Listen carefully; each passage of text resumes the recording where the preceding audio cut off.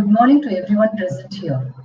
On behalf of the Postgraduate and Research Department of Mathematics, DG Vaishnav College, it gives me immense pleasure to invite you all to the inauguration of the National Conference on Mathematical Modeling with Differential Equations, NCMMDE 2020. We begin our session by Tamil Thai Varthu, followed by college prayer.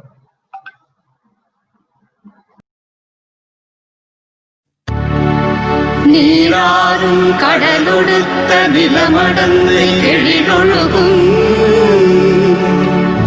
சீராரும் அதனமென திகழ்வரத கண்டமிழே எக்கணமும் அதிசிறந்த திராவிடனல் திருநாடும் தக்க சிறு பிறை முதலும் கரிதனரும் திலகமுமே அத்திலக வாசனை போல் அனைத்துலகும் இன்பமுற எத்திசையும் புகழ் வணக்க இருந்த பெரும் தமிழனங்கே தமிழனங்கே உன் சீரிழமை திறமையுந்து செயல்மறாது வாழ்த்துதுமே வாழ்த்துதுமே வாழ்த்துதுமே.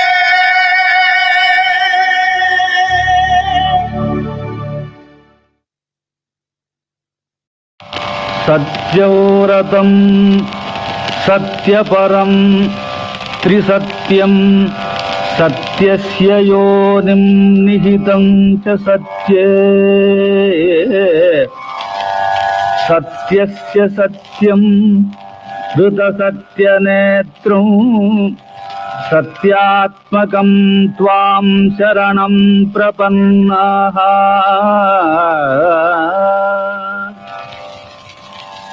वाणी गुणानुकथने श्रवणो कथायां हस्तौ च कर्मसु मनस्तव पादयोर्नः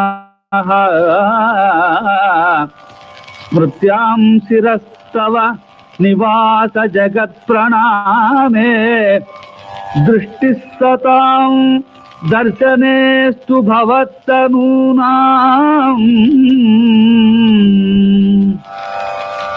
नमो भगवते तस्मै कृष्णायाद्भुतकर्मणे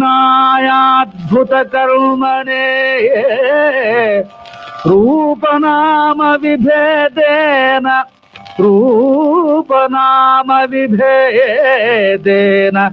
जगत्क्रीडति यो यतः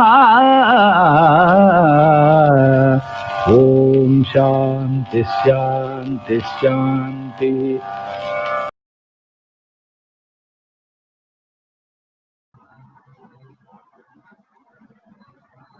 I deem it my esteemed privilege to invite Shri Ashok Kumar Mudraji, Secretary, DG Vaishnav College, to kindly deliver the welcome address.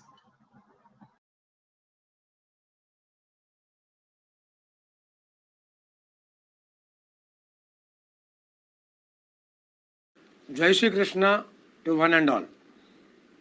I am happy that the PG and Research Department of Mathematics, DG Vaishnav College, is organizing the National Conference on Mathematical Modeling with Differential Equation, NCMMDE 2020, from 14th October to 17th October 2020. I am sure the conference would emerge as an appropriate platform for discussing, developing, and strengthening the process of mathematical modeling. The PG and Research Department of Mathematics, DG Vaishnav College, is the first department in the institution to be functioned officially.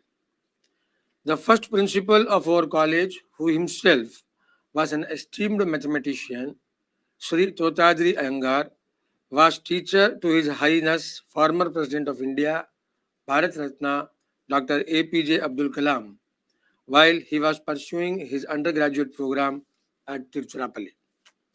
In today's world, it is necessary to encourage and motivate young students and teachers to take up the active research in their field of expertise. This will not only increase research output, but can provide solution to social problems of the society. In this viewpoint, it is appropriate that the PG and Research Department of Mathematics of our college is organizing such an event for dissemination of knowledge to mathematicians and subject experts in the field.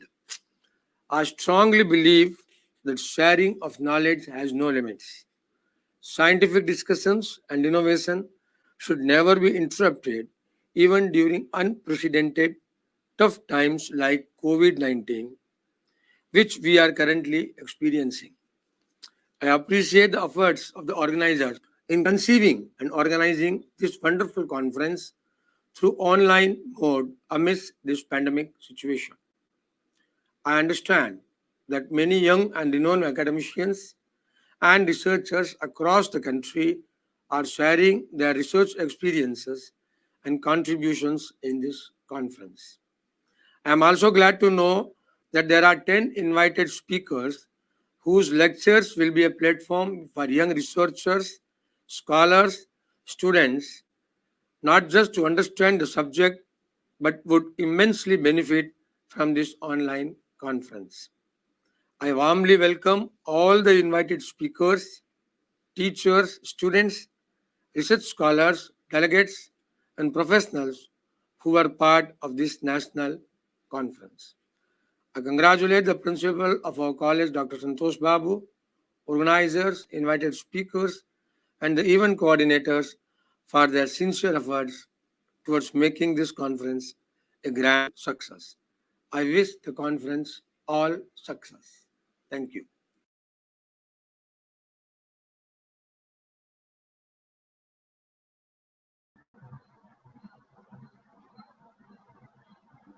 Thank you, sir, for the inspirational speech. With that auspicious beginning, now it's my honor to invite Dr. S. Santosh Babu, Principal, DG Vaishnav College, to felicitate.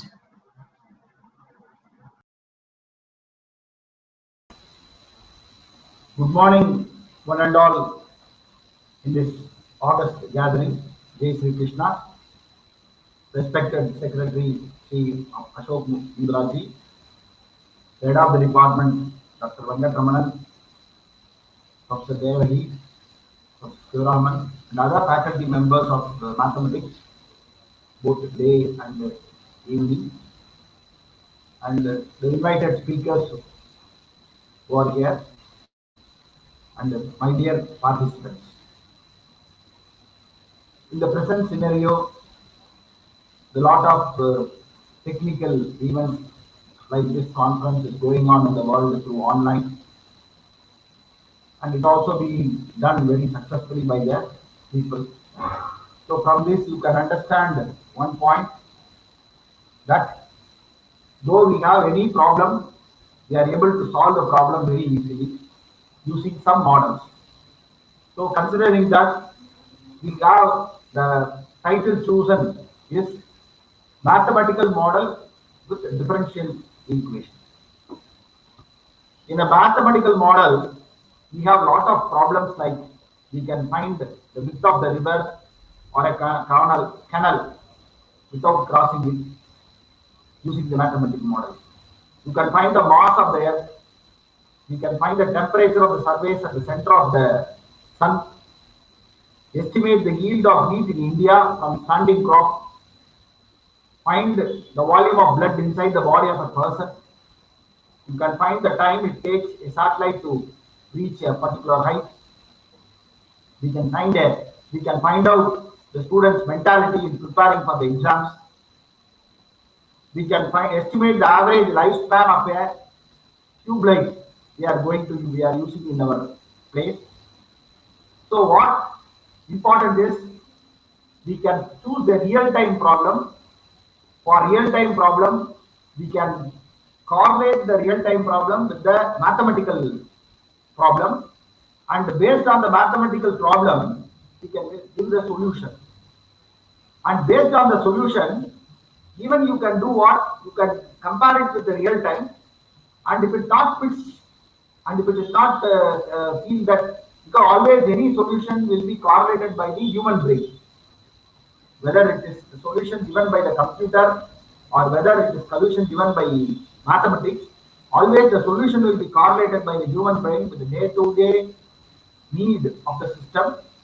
And even if you find that the solution is not up to the mark, again you can do some mathematical model, and then again you can give the solution until you are getting the expected value. You can do it. So this type of conference is very much important for the researchers and also for the students in order to apply the mathematical model for the real-time application. So in most of the cases, we used to study. We know that the students who are doing a course, for example, if you take common, they will not be able to even fill the bank salon in the banking sector. Even they could not be able to fill the application form sometimes. But what is the thing is, we have to educate the students in the real-time one, where the knowledge given in the institution is about the theoretical part. When you want to do well in the practical part, definitely you have to attend these type of conferences. So these type of conferences are very important, and the scope for the mathematical model is occurs in various fields like physics, chemistry, biology, economics, psychology, sociology, engineering. See, you always used to think that the mathematics is an individual one. The mathematics is not an individual one. It's a centralized one like computer science.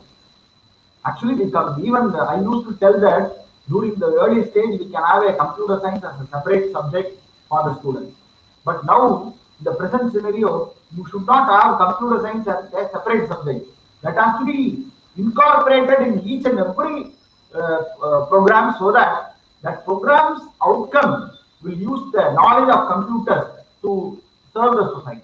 Like that, the mathematical model is like that. Whereas this model has to be implemented in various subjects and where various programs, and where we have to solve the solution of a real-time thing. So I understand that there are more than 10 good speakers are going to deliver a technical talk on various topics like better mathematical modeling by understanding differential equation, understanding of use of equation of maxima, mathematical model for ordinary differential equations in bioscience, and higher order filtered operator numerical system for differential equations. Like that, we have a lot of invited speakers from various sectors, various places. Really, I like again, at the bottom of the heart, I congratulate the mathematics department for organizing such a wonderful conference with good resource person. That is very important. Good resource person for the society. Why I am taking it to society is this. Now previously, when you do conduct any program, that will be available only in the particular college auditorium. That thing will not go beyond the college auditorium. But due to this pandemic situation, now whatever we do, we are giving to the whole world. Because of YouTube, throughout the world, the scientific community, students community can watch this. So definitely this conference is going to fetch a good eye opener in the field of differential equation, the mathematical model. Thank you very much for giving this opportunity. Thank you very much.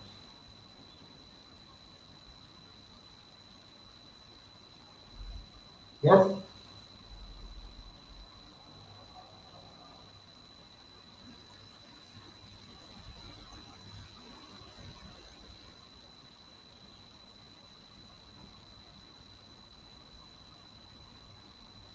Yes, sir.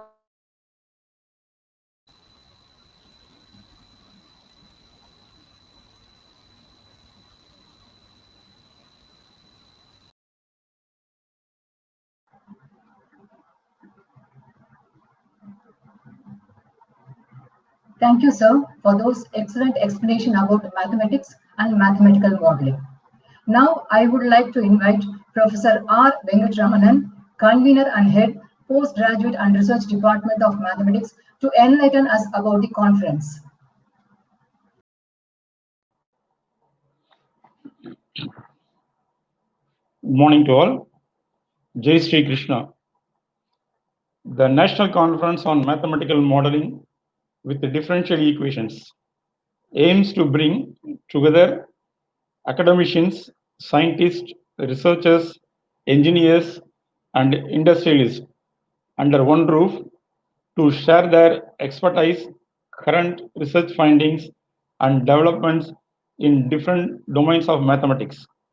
The conference not only provides a platform for strengthening mathematical research, but also an opportunity for participants to understand the research trend in mathematics and updates their knowledge in their research areas. Due to the prevailing COVID-19 pandemic situation, the conference will be conducted through online platform. The conference will include invited talks and paper presentation sessions. We are extremely grateful to our respectful secretary, Sri Ashok Kumar Mundra, beloved principal, Dr. S. Santosh Babu, management committee members, teaching and non-teaching staff for rendering enormous encouragement and full support in organizing this national conference for the 4 days from 14th October to 17th October 2020. We extend our heartfelt thanks to all the guest speakers of this conference for accepting our invitation to deliver invited talks without any hesitation or expectation during the conference sessions. We also extend our greetings and thanks to all the session chairs, paper presenters for their interest and participation in the conference. We are sure this national conference would immensely benefit the research career of the young research scholars and upcoming teachers. On behalf of Postgraduate and Research Department of Mathematics, DG Vaishnav College, we welcome faculties and students of all institutions throughout India to participate with great enthusiasm and learn, share your knowledge with the distinguished speakers and fellow researchers. We hope that this 4-day online conference will provide great learning and fruitful experience to everyone. I express my profound gratitude to our patrons and professors Dr. K.A. Venkatesh, Dr. M. Marudai, Dr. D.K. Yadav, Dr. Feblin Kennedy, Dr. Balasubramaniam, and Dr. Vijay Shankar for their everlasting philanthropic pillar-like support to lead this mission in the pursuit of knowledge. Dear speakers and professors, we are much obliged to be aid in this colloquium. Teaching is more theoretical and abstract, and I am sure that these 4 days will be empirical. You will make these days a treasure chest with conference. Let us be grateful to the speakers who have the mastery for our knowledge to blossom. I once again thank all the speakers and professors for their vital participation and always be busy in building your own empire. Thank you.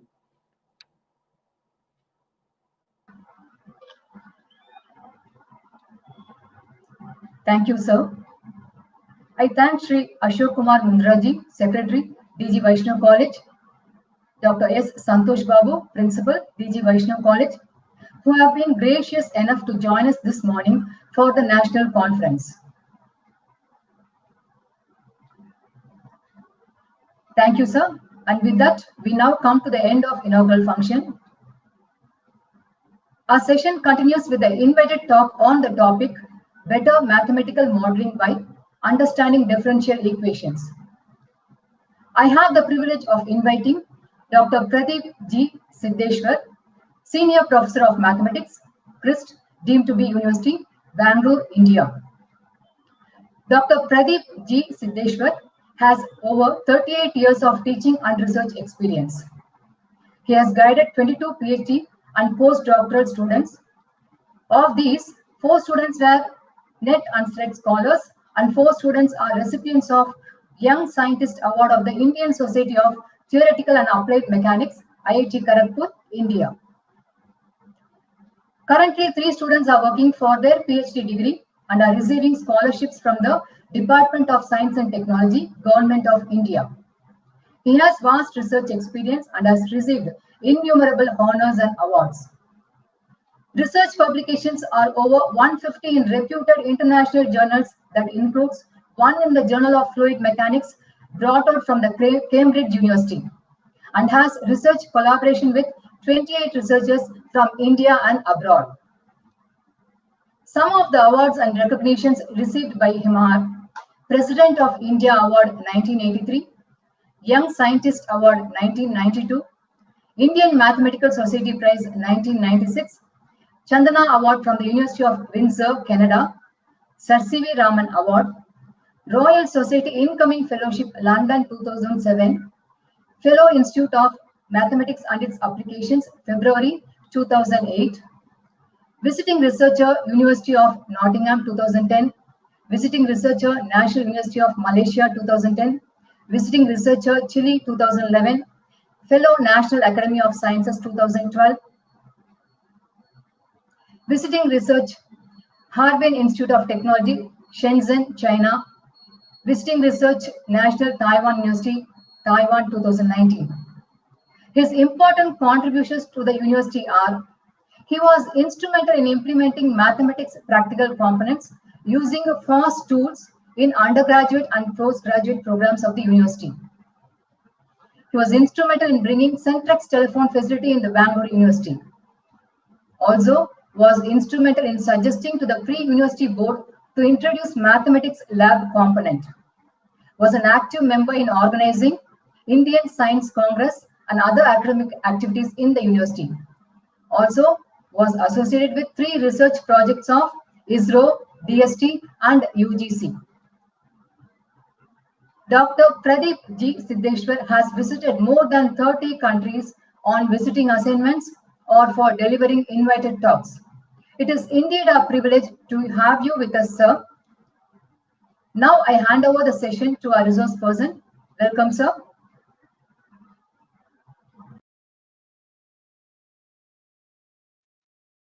Good morning. Thank you, Dr. Devika, for the nice words. Thank you, Dr. Venkatraman. Thank you, Dr. Venkatesh, for introducing me to the Vaishnav College. And it's indeed a pleasure to give this talk. When I was asked to give a talk on mathematical modeling, I realized that if a talk is given on some research work that we are pursuing, then it would be difficult for many to really understand what it is, because we would put in a lot of things within the 1 hour or 45 minutes of lecture that we give. So I thought it is better to chalk and talk, but it's not chalk here. I'm using the tab. I'll write many things. I do have a few slides which I might possibly use towards the end of the lecture. So that is what it is. As announced earlier, my talk is going to be on better mathematical modeling by a good understanding of differential equations. So because the theme of the conference is mathematical modeling through differential equations, I am restricting myself to only differential equations. So I'll take up 2 things. One is I'll take up that is I'll take up ODE, and the second thing that I'm going to take. I hope you are seeing the screen. You are seeing the screen.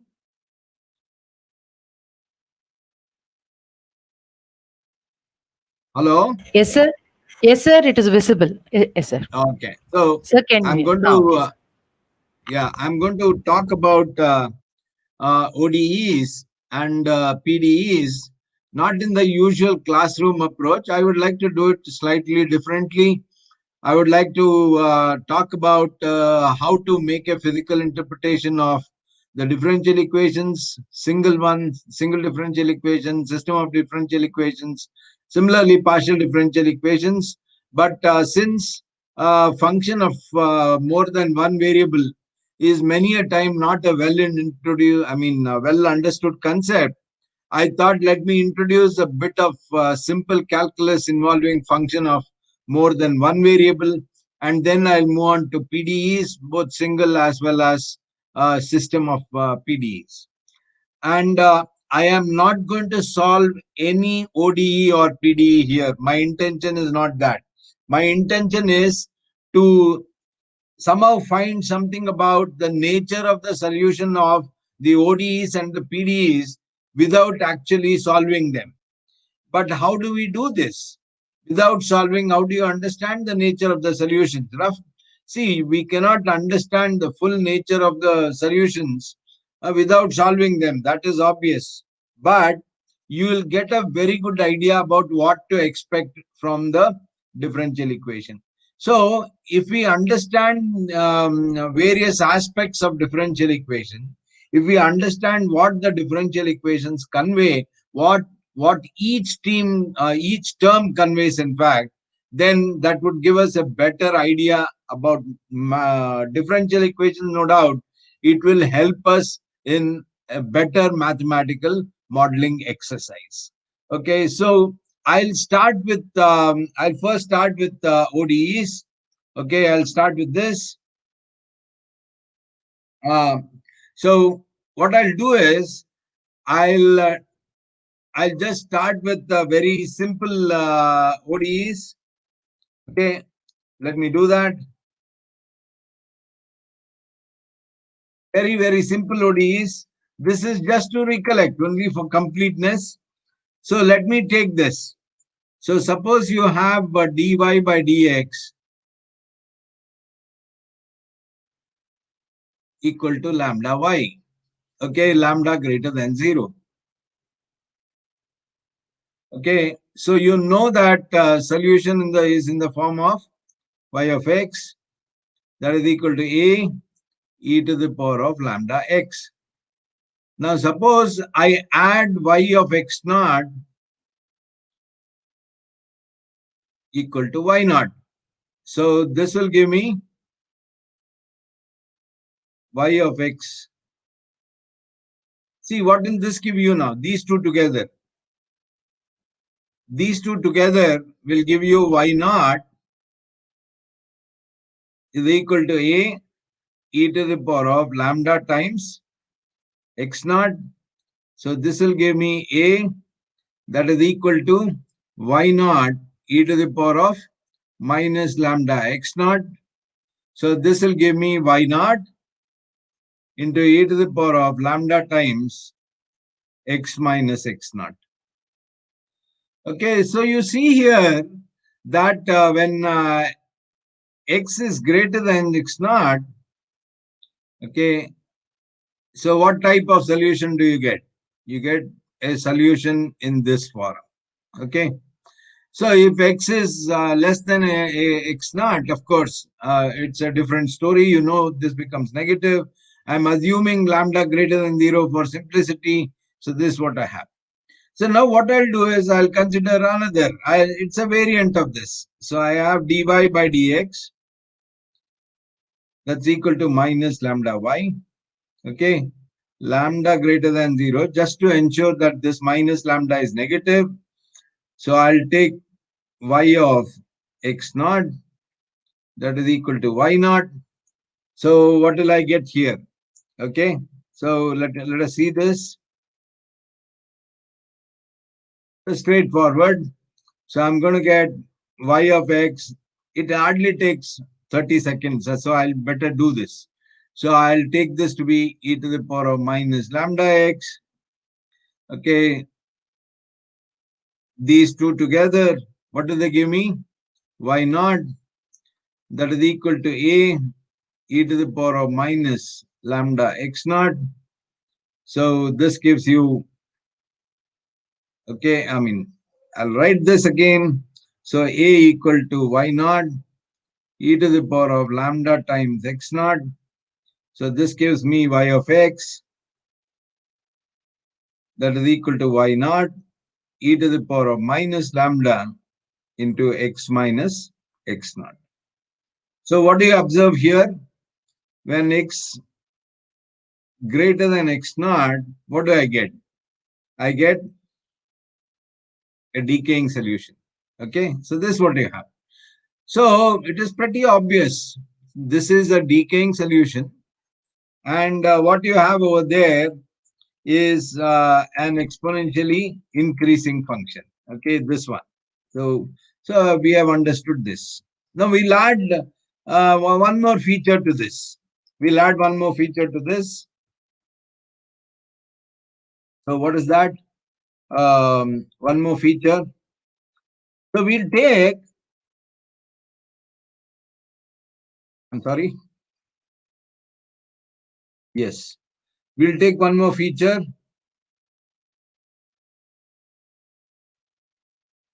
Yes. So let me take dy by dx, that's equal to lambda y plus c. So I'll take y of x naught, that is equal to y naught. I've added a simple ingredient. So what I'll assume is, I'll assume both lambda to be both lambda and c to be greater than 0. So by changing the signs, I can extract the results of the other cases. Okay, so this is what you have.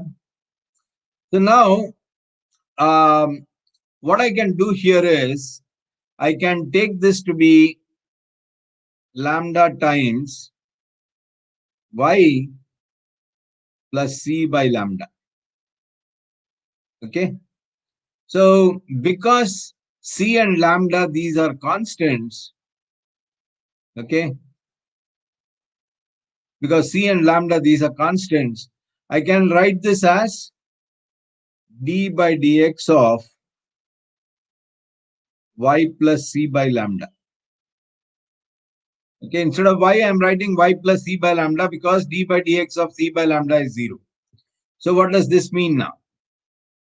This means, okay, y plus c by lambda, that is equal to a e to the power of lambda x. Okay, if I solve, that is what I'm going to get.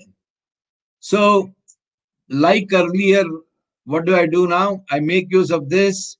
Okay, so let me write this. Y of x naught equal to y naught. So that implies, let us not simply hurry and make some mistakes. So we'll write down very clearly. So what do I write here?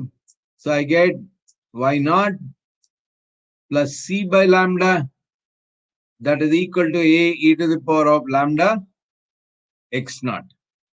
Okay, so I want the expression for a. So what do I get now? I'll get a, what is that? That is equal to, so in place of y naught, I'll be having y naught plus c by lambda e to the power of minus lambda x naught.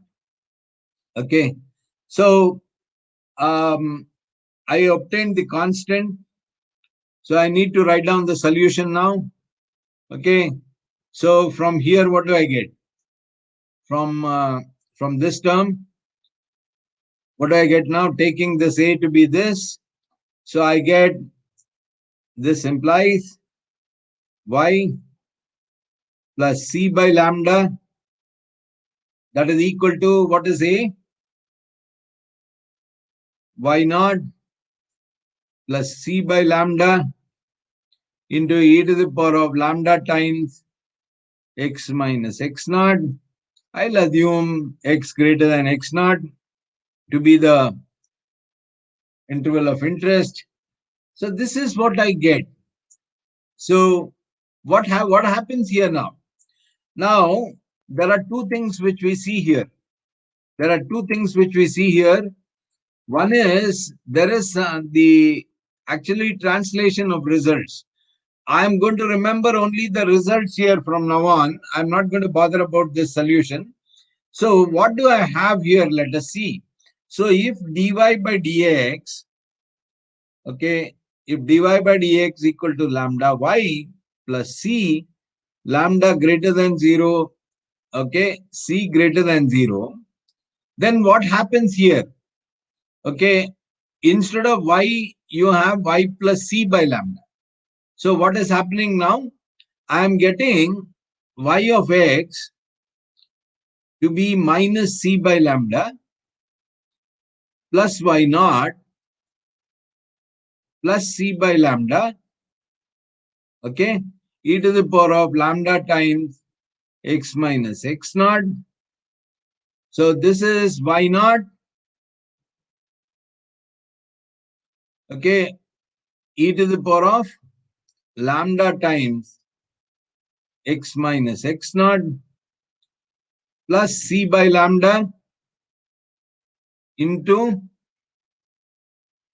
e to the power of lambda x minus x naught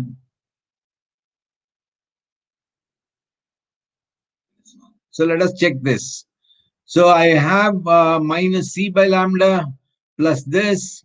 Then I get y naught e to the power of lambda x minus x naught plus c by lambda into e to the power of lambda x minus x naught minus 1. So this is what I get. So you'll see here that essentially, okay, this is maintained. What is that? Let us just check this. So what is this? Now suppose I have c equal to 0. Okay. Suppose I have c equal to 0. Then my solution is this. Okay. Now, if I add this term c to the differential equation, what am I getting now? I am getting a factor like this. And we are having x greater than x naught. If x naught happens to be a value greater than 1, so you will see that this, see, starting from x equal to x naught. What is x equal to x naught? For x equal to x naught, you will get 1. So at x naught, it's going to be y naught. Okay, so we'll start from somewhere, and as time progresses, it increases in the absence of this term. But in the presence of this term, what happens? All that you are seeing is only, see, you're not subtracting anything. Okay, you observe here, what is the nature of this? Because lambda greater than 0 and c greater than 0, you'll see that because x is also greater than x naught, I assume that. So you'll see that this is greater than 0. So what is it that you have? See, instead of starting from here, you are going to start it from a translated point. Let us take, say, c equal to something, lambda equal to something. If we plot, we'll get this to be some fractional quantity, maybe, I mean, greater than 1. So point something, then it goes on increasing as x increases. So what you might possibly get is, when you have an addition of this at x, this is x naught. So this is for some value of x. So what you'll essentially get is, see, this is a sample case that I'm taking. So you should not think that this is the graph that you have to get. So you'll see that when x is small, it will be very close to the curve. When x is, okay, so you'll see that it widens. Okay, because when x is greater than x naught, you'll see that this keeps on increasing. So all that it does is it just increases the value of y by a slight quantity. Okay, so this is what you have. So what it essentially does is it just roughly shifts the curve a little bit. Similar interpretation you can make for that is c less than 0. Okay, so what happens now?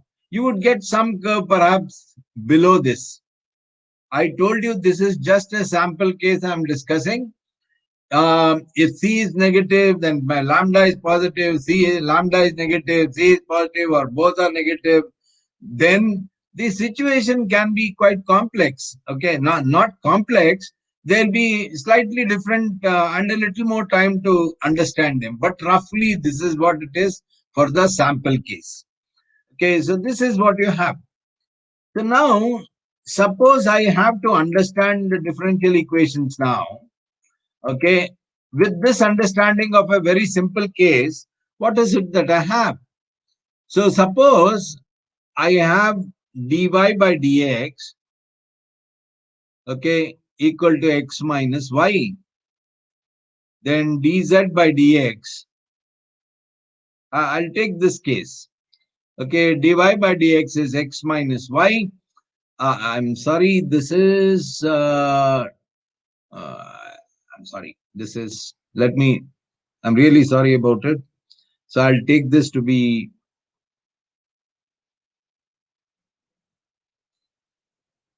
dx by dt, okay.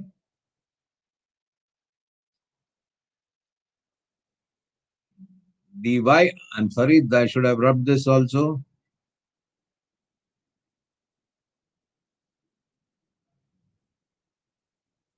So dy by dt, that is, say, something, okay.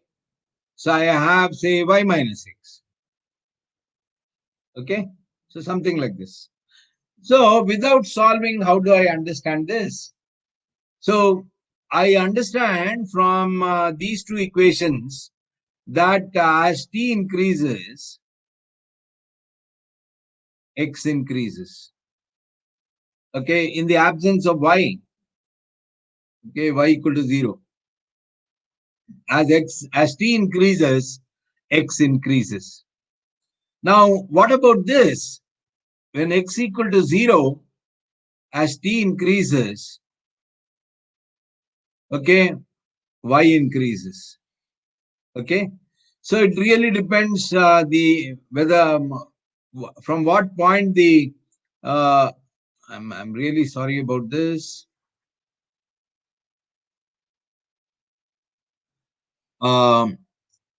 X of t naught, that's equal to x naught. This is y of t naught, that's equal to y naught. Okay, so this is what you have. I think it's better to draw a line. So this is what you observe. So what do you observe now? When I want to extract some information about this equation, I'll consider the case dy by dx equal to lambda y minus c, for example, if y cannot be negative. Y, of course, is increasing as x increases, as t increases. So this is what you have. Oh, yes. So what is happening here? So one thing is, if lambda is greater than 0 and c is, I took the case lambda y plus c. So in the absence of c, if it were to be this, okay, in the presence of c, it would be something like this. That's what I said. Okay. But this is for the case c greater than 0. That is for lambda plus x, lambda y plus c. So perhaps for lambda less than 0, what can this be? So you might have something like this. Okay, so this can be the case c less than 0. So this is what you have. So this y plays the role of lambda. Similarly, this x plays the role of lambda. So what they are doing is, if y is greater than 0, if y is greater than 0, what you are essentially seeing here is something which you just see here. What is it doing? If lambda is say less than 0, what happens? So you have seen that it is a decreasing function. So you'll have something like this. Then the curve might go like that, or it might go like that in the simplest case. Okay, so this differential equation can be very well understood because it is minus. This is, I'm sorry, this is the role played by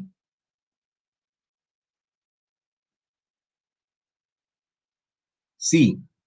Okay, lambda here is 1.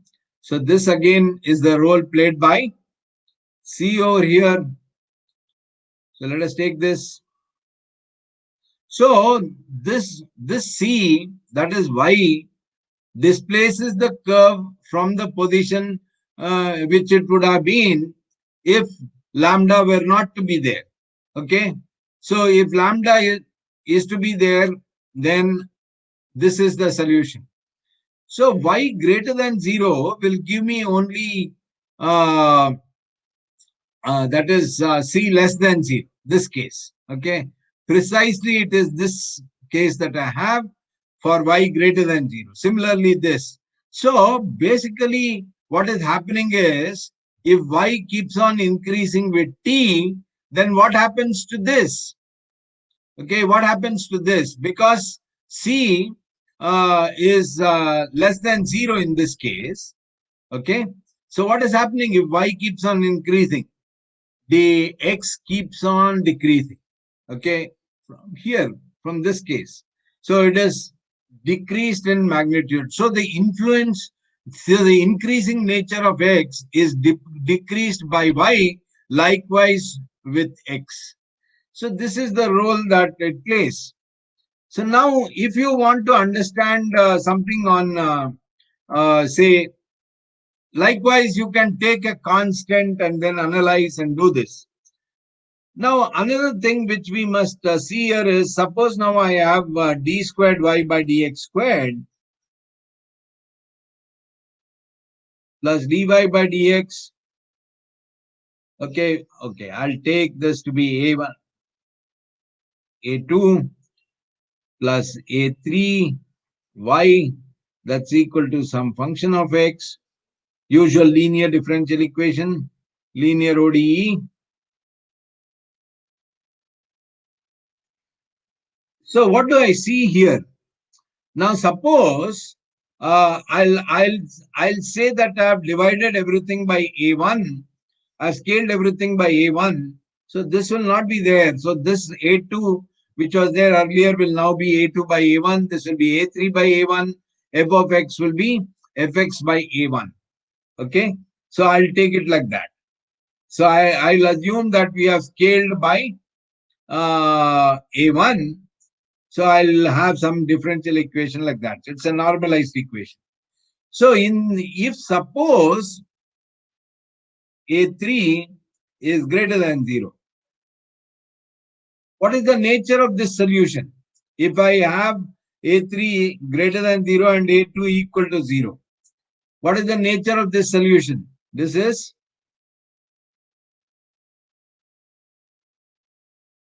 oscillatory. Because what do I get? Y double dash plus a3y. Okay, this is what I get. That is equal to f of x. So complementary function will clearly give me that. So it will give me everything in the form of sine and cosine. So when a3 is less than 0, you know what it is for a2 equal to 0. So now suppose, assume, say for the simplest case, for fx equal to 0, let us take fx equal to 0. Let us assume this. So what is the solution I get? I get the solution in the form of an oscillatory motion. So I get something like this. Okay.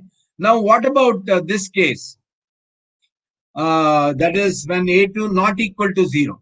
When A2 not equal to 0, depending on whether A2 is less than 0 or greater than 0, what happens? Suppose A2 is negative. What happens to this curve? So you'll see that it damps. So if A2 is greater than 0, you'll see that it, I'm sorry, I'm really sorry about this. What happens here? So you'll see that it amplifies. Okay, so this is oscillatory plus damping. If you write down the solution, then you would know this. So what is this? This is oscillatory plus amplification. This is oscillations plus no damping. Okay, see, these are roughly some understanding of the differential equations that I am talking to you about. So when you have, say, f of x, okay, suppose f of x is there, then what happens to the solution? What happens to the solution is essentially an addition to the oscillatory nature of the solution. So what do you get there? So I will just quickly see this.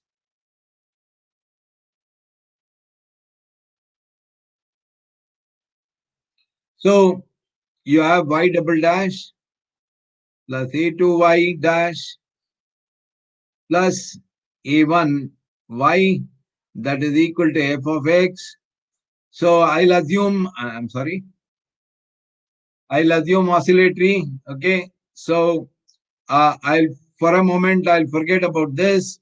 So what do I have? Y of x is, I'm talking about a3 greater than 0. Okay. No damping.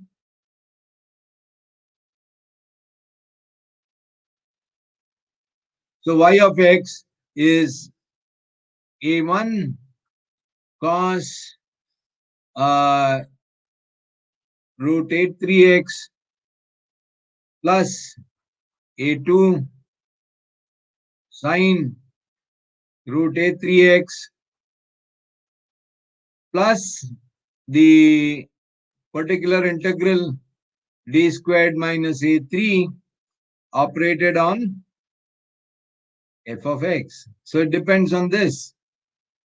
So if f of x happens to be a sine function, so you'll get an addition to this. If it is exponential, then it is something else.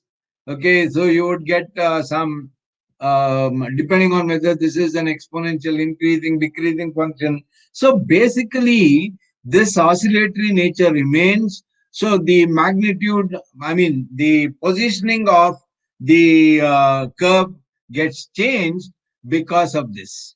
Okay, so, and it also depends on whether it's an increasing function, decreasing function, and so on, whether it is algebraic or whether it is exponential or trigonometric, what this is. So the way the function fx contributes depends on that. So you can talk about a number of things like this. But now, can we, in some simple cases, talk about that is other things? Now, for example, dy by dx is what? So dy by dx is the slope. Okay, slope of the tangent to the curve. It's understood. I'm just saying slope. So when you say d squared y by dx squared, what does it represent? Okay, it represents the curvature of the radius of curvature. Okay, so first derivative represents the slope, second derivative represents the radius of curvature, for example. So you can interpret your solutions based on that. You can take your differential equation and interpret based on these concepts of calculus as well. I'll now come to PDEs. Okay, I'll come to PDEs. I have a few important things to discuss with you. So I will talk to you about that. Now, for example, suppose you have dy by dx. Okay, I think I'll take t because I'm going to take t over here. Sorry. Let me take dy by dt equal to minus lambda y. Okay, so let us take this dou t by dou t, that's equal to kappa del square t. You know this is the heat equation. Okay, and you know that in most of the problems this dou t by dou t is less than 0, most of the physical problems. So whenever you have a negative first order time derivative, what happens? The solution decays. Okay, you know this. I mean, you have dou t by dou t less than 0 because of that only. So you have lambda greater than 0 over here. So this has to be less than 0. Okay, so if you have a first order time derivative with a negative quantity, so it is exponentially decaying. Now, suppose you have d squared y by dt squared, okay, that is equal to, say, lambda squared y with a minus sign. This is just to tell, okay, I can take this also as lambda squared. So, just to tell that this is positive, okay. So, if d squared y by dt squared is negative, then what do you observe? So, you take the wave equation. So, you have dou u by dou t. So, that is equal to c squared del squared u. So, I'm sorry. So, this is, I want this to be less than, see, this will be oscillatory. Okay, so I want this to be negative. This is greater than 0. So this has to be less than 0. So thereby this is less than 0. Okay, so this is the wave equation. So remember that for most of the problems that you have, the Laplacian will be negative. Okay, Laplacian will be negative. So let us also take another equation now. So I'll take the Navier-Stokes equation, rho dq by dt. Okay, so this is equal to minus gradient of p plus mu del squared q plus rho g, for example. This is Navier-Stokes equation in fluid mechanics. Okay, don't bother if you don't know about this equation. Just we'll try to see what this is. This is viscosity. Okay, it is Newton's second law. Okay, Newton's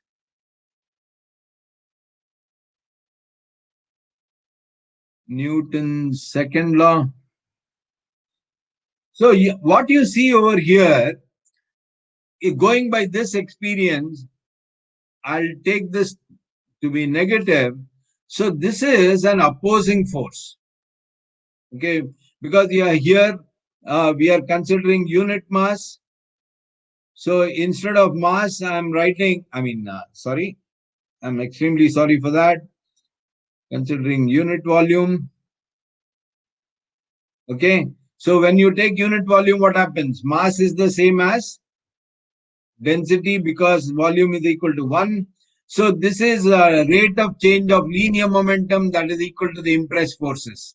So you have the pressure gradient force, you have the viscous force. So this has a negative sign means what? It has an opposing contribution. Okay, opposing to the flow. So this is like friction in the case of solid mechanics. Okay, mu del squared q is like your friction in solid mechanics. These are the other forces. Okay, so you'll see that in the differential equations, once you start understanding these things, if you spend a little time on the differential equations, you will understand a lot many things about the nature of the solution. So let us see this. Now, suppose you have the heat equation. Okay.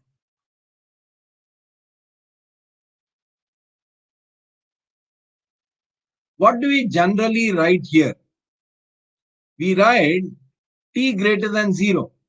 Spatially, let us not bother. Something we'll write. Okay.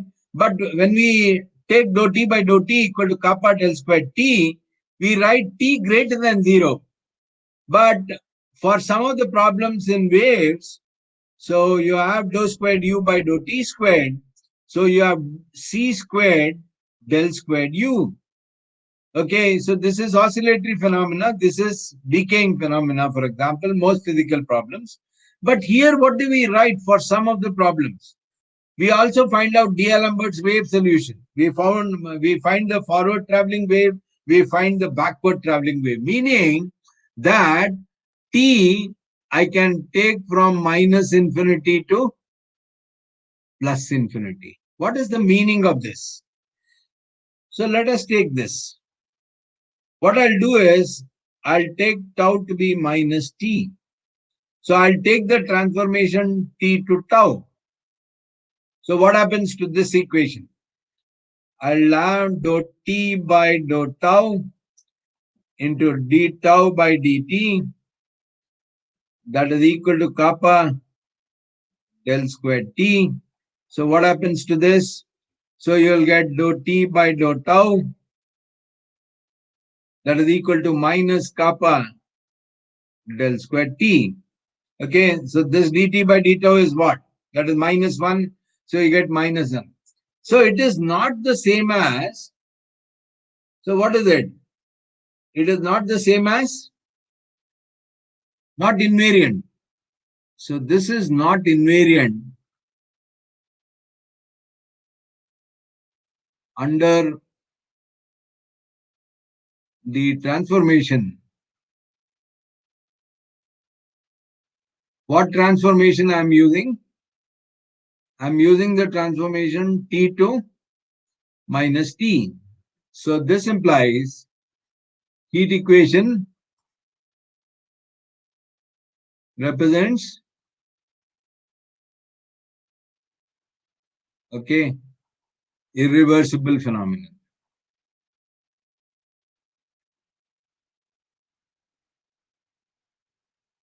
So this means what?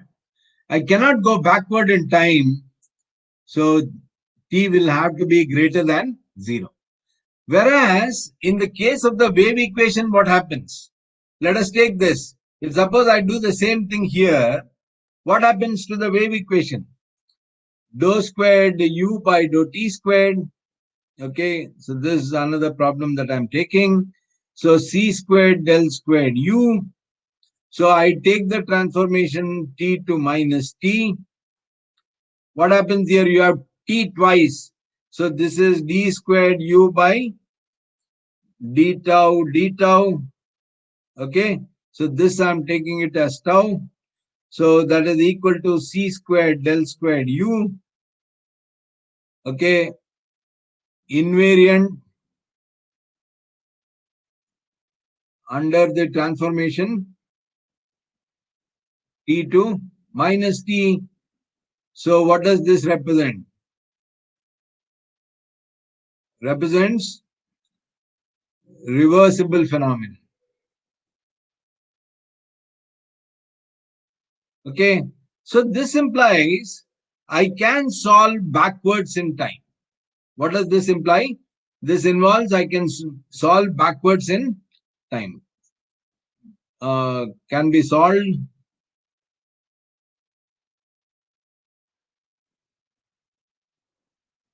backwards in time. So when the problem is specified, it is specified like this: minus infinity, less than t, less than infinity. So you can go backwards in time, you can go forward in time. You have forward traveling wave, backward traveling wave. D'Alembert solution tells you that. Okay, what is the speed of propagation of this? So suppose I take the heat equation. Okay, let me wave equation. So dou squared u by dou t squared.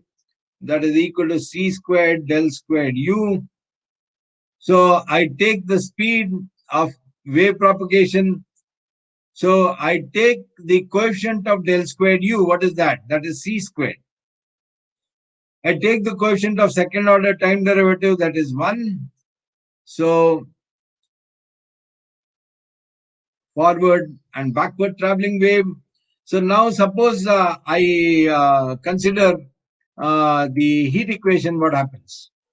So suppose I consider the heat equation. So I can take 0 dou squared T by dou T squared plus dou T by dou T, that is equal to kappa del squared T. Okay, you see that there is no second order time derivative, so the coefficient is 0. You understood this? So what is the speed? Go by what I've written here. So coefficient of del squared T, so that is kappa, then divide by 0. So what does this imply? Infinite speeds of wave propagation. Infinite speed. So the hyperbolic equation or the wave equation has finite speeds, whereas the parabolic equation has infinite speed. So it is preferable in some cases. See, in most of the problems, parabolic equation, heat equation is fine, because if you supply heat at one end, you can instantaneously feel at the other. In what sense that can be explained? So infinite speed description is fine for most of the problems, but some problems it just can't be done. You'll have to have hyperbolic heat equation. So some sort of telegraph equations are also used these days, especially in the case of porous media. You have both the second order time derivative and the first order time derivative. So this is a sort of heat equation that has both hyperbolic and parabolic features. Now, if you take the hyperbolic equation, and if you take the parabolic equation, okay, so you'll see that they have time derivatives. So they are time marching problems. Okay. They have spatial derivatives as well. So they require initial conditions. Okay. They require maybe more than one if it is hyperbolic. So, they require boundary conditions. So it means that these are initial boundary value problems. Okay. So what do you observe here? See, when, for example, you take a string, what happens? There will be damping from the medium, so the oscillations must reduce. So ultimately, as t tends to infinity, what happens to this equation? This can be negligibly small. So you might either get, depending on the problem, you might get del squared u equal to 0, del squared u equal to something, del squared u plus something into u equal to something else. Okay, so you see that this does not involve the time derivative. Okay, so this is an equilibrium problem. Okay, they're also called as Jury problems. You know why, I'll explain that to you. So you see, from the hyperbolic and the parabolic, you get elliptic equations. When you wait for a long time, the system settles down to the equilibrium state. So you get either the Laplace or the Poisson or the Helmholtz equation. So these are equilibrium problems. These are time marching problems. Because they are both the time derivatives and spatial derivatives, you would require initial conditions and boundary conditions. So here it is purely boundary value problem. When you have, say, a Laplace equation, you know that the maxima or minima that occurs on the boundary So when you find out the solution of Laplace equation, you know that the solution inside the boundary will be either greater than or less than the value on the boundary. So the value on the boundary, they stand as jury for the solution that you obtain inside the boundary. Okay, so these are all connected. Okay, so these things you must be knowing that is. So if there is no time derivative. So these time marching problems, they give rise to dynamical systems. Okay, so these are dynamical systems. Okay, so this is what you have. Now,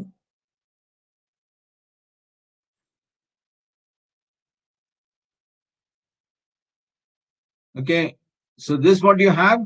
So they give rise to dynamical systems. So we see that there is a connection between all these things from the hyperbolic. I'm really sorry about this. From the hyperbolic and the parabolic, you arrive at the elliptic differential equations for a long time. Okay, so this is what you have, an equilibrium situation. Okay, more can be said about the characteristics and things like that. More can also be said about why they are called hyperbolic, parabolic, and elliptic. I'll roughly tell you what it is. To every second order PDE, okay, PDE, you can associate a quadratic form, and that can be written down in the form of a matrix. So depending on whether it is positive definite, okay, whether it is singular, whether it is negative definite, the classification of the PD happens as hyperbolic, parabolic, and elliptic, because if you have a quadratic form, so what does it represent? This represents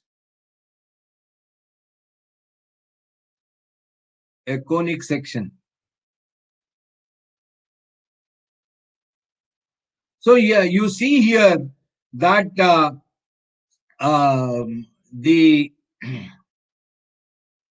the parabolic, hyperbolic, and elliptic are actually the nature of the quadratic forms which we write for these partial differential equations. Okay, so this is what you have. If it is a simple equation having just two variables, then you do your b squared minus 4ac. If you cannot, if it is more than two variables, what do? You write down the matrix of the quadratic form. The nature of the quadratic form determines whether it is parabolic, hyperbolic, or elliptic. So this, this applies for two variables also, but more convenient when you have more than two variables, because that b squared minus 4ac does not work. So this is what you have. So far as partial differential equations are concerned, so what I'll do is, I'll now make use of the slides. Don't think that I'll not be able to make use of the slides. So I thought, let me just talk about this. Okay.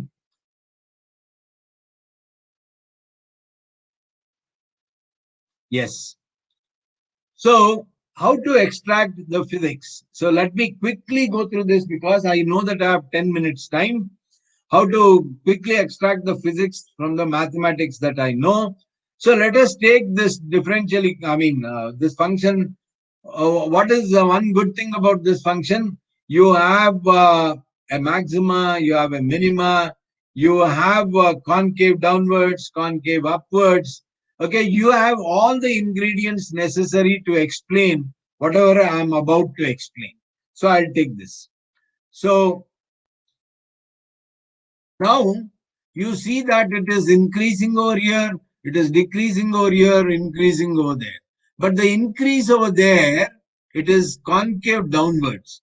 Increase over here is concave upwards. So the two increases, no doubt the two are increasing, but the nature of the increase is different. Here it is decreasing. Likewise, it is concave downwards here. It could have been concave upwards in a problem. So then the nature of the two ways of decreasing would be different. So instead of plotting f of x, okay, I mean, after plotting f of x, let me also plot f dash of x. So what is it that I see?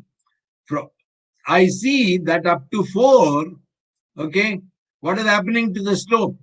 So you see that up to here, okay, f dash of x is negative. I'm plotting f dash here. So beyond this, f dash is positive. Okay, it is decreasing here. This is um, increasing over here. Okay, so all these have been listed out over here. So now what I'll do is I'll plot f double dash. So what do I observe here? From 0 to 4, f double dash is negative, whereas it is positive from 4 to 8. So you'll see that at points where you have a maxima, the second derivative will be less than 0. You can understand from the slope as well. For minima, you'll see that it is greater than 0. So rather than tediously, rather than keep telling sentences about maxima, minima, second derivative being less than 0, greater than 0, and all that, a simple example like this would help us in understanding everything about maxima and minima. This is so far as one variable is concerned. Now, suppose I am considering more than one variable. Okay, I'll also complete this. So what do you observe over here? F dash of x represents the slope. What does f double dash represent? It has something to do with the radius of curvature. I mentioned this already.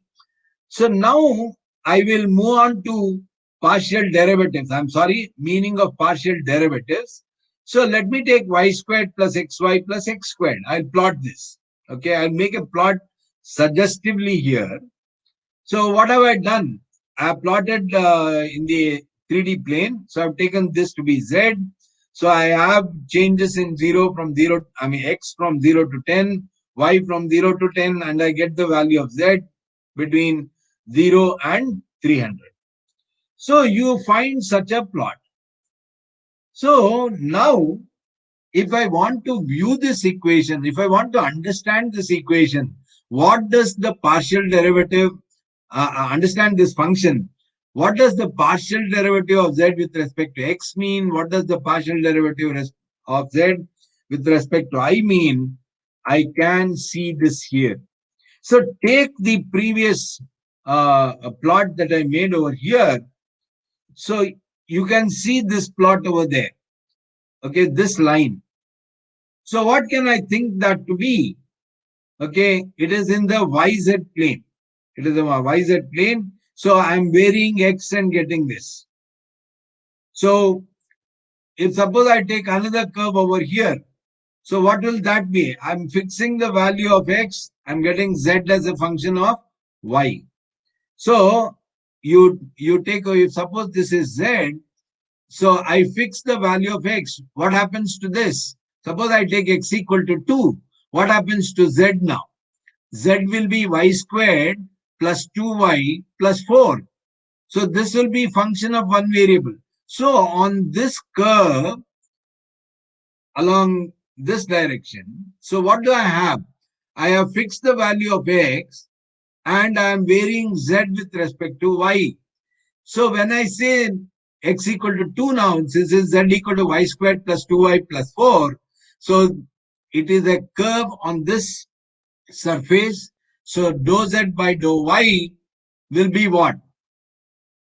Will be the slope of the curve on this surface. Okay, and on that curve, what will be x? X will be some constant. So I can think of this surface to comprise of a number of lines like this formed by giving values to x. So dou z by dou y will be the slope of this curve. Similarly, dou z by dou x will be the slope of this curve. Okay, so I can think of that surface to be an assemblage of a number of, of a family of curves. Okay, so this is what it is. So dou z by dou x, what do we write generally? treating y as constant. Okay, it's actually a constant on that particular curve. Y equal to constant, so you seek the variation of z with respect to x. So dou z by dou x and dou z by dou y, in fact, represents the slope of the tangent of those curves. Okay, so integral theorems, let me take. So suppose I take Gauss divergence theorem. So I have this. So I'll take a very simple example of f being xi plus yj plus zk. So what will be divergence of f? That will be 3. I'm sorry. That will be 3. So I can take it outside. So divergence of f, triple integral v dv. So this is what I have. So that goes to the denominators. This will be double integral s f dot n cap ds. What will be f dot n cap ds? This is the flux of f through the surfaces, total flux of f through the surfaces. So you see here that I can interpret the divergence as flux per unit volume, making use of Gauss divergence theorem. By making, okay, I'll understand this now. What do you mean by divergence of f equal to 0? Suppose this is the region of interest. The influx that you have into this region, that is the same as the outflux. So total flux is equal to 0. So that is divergence of f equal to 0. Okay, that is what you see in the case of a magnet. And the magnetic field lines appear in the form of a solenoid. So if divergence of f equal to 0, you generally say that this vector f, I'm sorry, the vector has been, the arrow has been missed. So divergence of f equal to 0. Now, if I take the case of divergence of f equal to 0, you have an outflux. If you have divergence of f less than 0, it is influx. Similarly, I can make an interpretation for from the Stokes' theorem. So f dot dl, what is it? I take f along the curve C in small elemental lengths. So f dot dl for one dl, then the next dl, and so on. You take it all along C. So you circulate f along C. So this represents circulation. So if I can always write down an example wherein curl of f can be a constant vector like this case. So in which case I can interpret curl as circulation per unit area. Okay. So divergence represents flux per unit volume, curl represents circulation per unit area. So curl F greater than 0, it is anti-clockwise. You can plot it and see for yourself. If it is less than 0, it is clockwise. Okay, so Laplacian, I have discussed this already. So this is less than 0 for most of the problems. So I also repeat this here. So del squared t, I mean, this is del squared t, this is del squared u, this is del squared q. All these are negative quantities. So I want to understand, for example, why it is minus gradient of p over here. It is naturally derived in this way, but why is it? So let us take this. I'll take the one-dimensional version of gradient of p. So dp by dx into I cap. So I get this. So if I want the flow from x to x plus delta x, then obviously p of x must be greater than p of x plus delta x. This turns out to be negative. So when I write down the Navier-Stokes equation, I have the rate of change of linear momentum that is equal to the impressed forces. So this is a favorable pressure gradient. So I have a minus gradient of P over there, because in that case, the gradient minus gradient of P would be positive. Okay, so this is what you have. So you can make several interpretations. Divergence of Q. So this can be thought of to be the source. Okay, the compression and rarefaction turns out to be the source. So like this, several interpretations can be done. So I'll not spend time on these things. So I'll just go to one of the Maxwell's equations. So if I take divergence of E equal to rho E by epsilon naught, I can think of this to have come from this. So double integral E dot n cap ds. Suppose I apply Gauss divergence theorem. What do I get here? I get divergence of E dV. So for arbitrary volume dV, I get divergence of E equal to rho E by epsilon. But what is important here is there is a flux of E due to the charges. There is a flux of E due to the charges. Outflux in the case of a positive charge, influx in the case of a negative charge. I will not discuss this. I'll straight away move on to curl now. Okay. Yes. So del cross E is minus dB by dt. So I'll write down double integral del cross E dot ds. That's equal to minus d by dt double integral b dot ds. So from here I can move on there, make use of Stokes' theorem. So I get E dot dl. So there will be a circulation of E due to a time varying magnetic flux. You all have done this Faraday's law of induction. This minus sign is due to Lenz's law. Okay, so if there is a time rate of change of magnetic flux, you can very easily see from here. So the integral formulation gives you a better understanding than the differential formulation. Okay, so this is what it is. So similarly, from Ampere's law, I can write down a number of things. So this is what it is. So now I don't have any time left. So this is the Great Wall of China, as you know. Okay, this is the Great Wall of China. However high you go vertically, it is a long, long way to go horizontally. Okay, thank you very much. I love my maths. I hope you also do like your maths. So thank you very much. If there are any questions, then I would be happy to answer.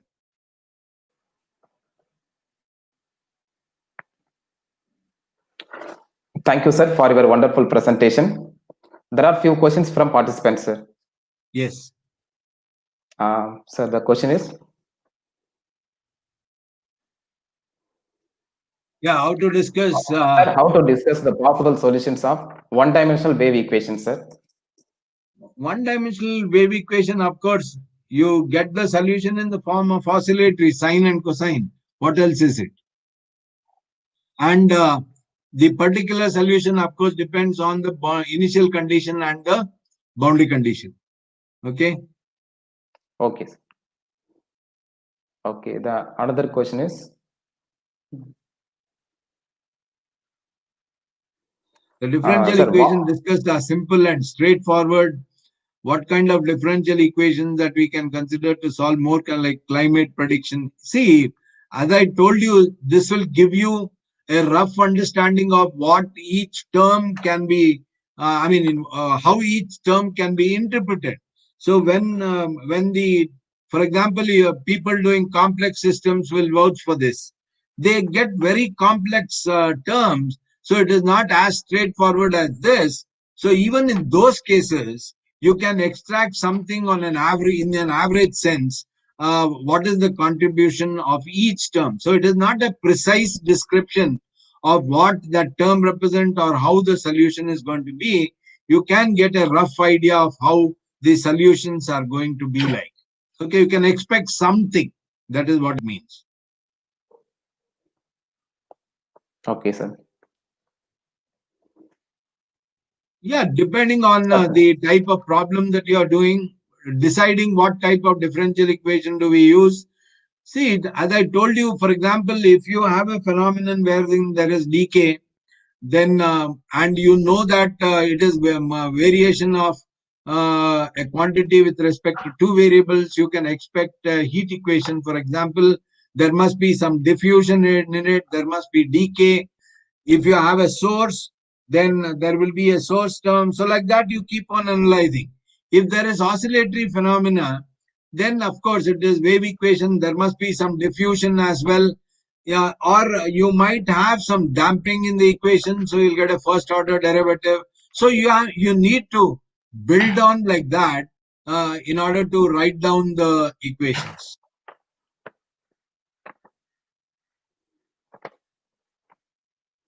There is one more question. Why Burger's equation more interesting? More interesting. Yes, sir. Yeah. See, Burger's equation is one of the well investigated problems in PDEs. Burger's equation, of course, has something simplest equation considering, for example, turbulence, and most importantly, Burger's equation, it is a nonlinear differential equation, and people transform this into a linear heat equation. Okay, so you are able to transform the Burger's equation to a heat equation, diffusion equation, and you are able to interpret the result. Yeah, time marching problems means you have time variations in the problem. So you have initial condition. So from that point onwards, if it is a heat equation, you march forward in time. If it is a wave equation, you either march forward in time or backwards in time. So you're just finding out the solution at a point away from the initial condition. That is what it means. Okay, sir. Sir, Of can we course. find maximum and minimum Yeah, for of course. problems with two variables? Yeah, it is well known. Yes. Maxima and minima function of two variables.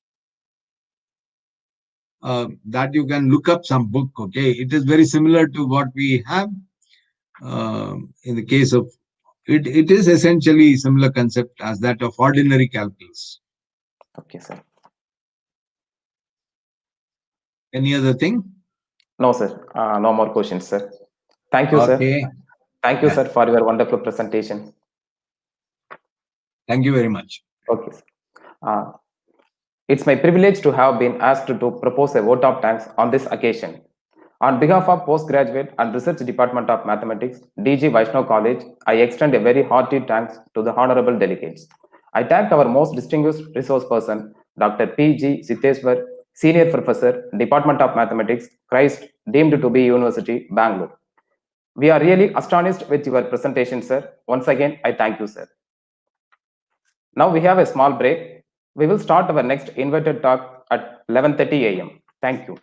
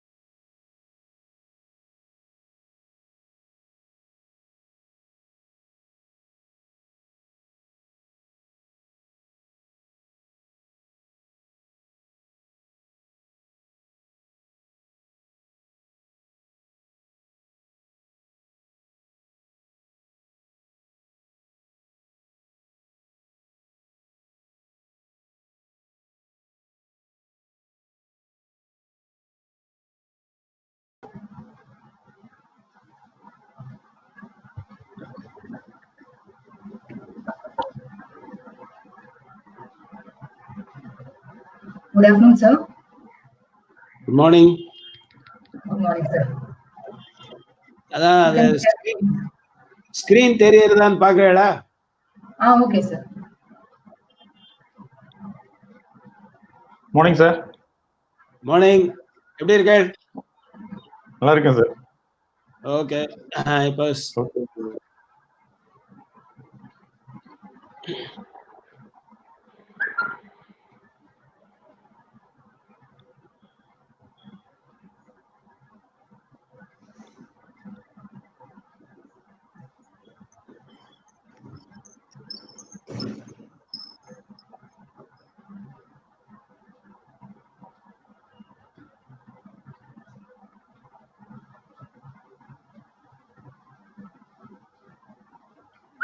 தெரியறதா? Yes, sir. No, not visible. Not visible, sir.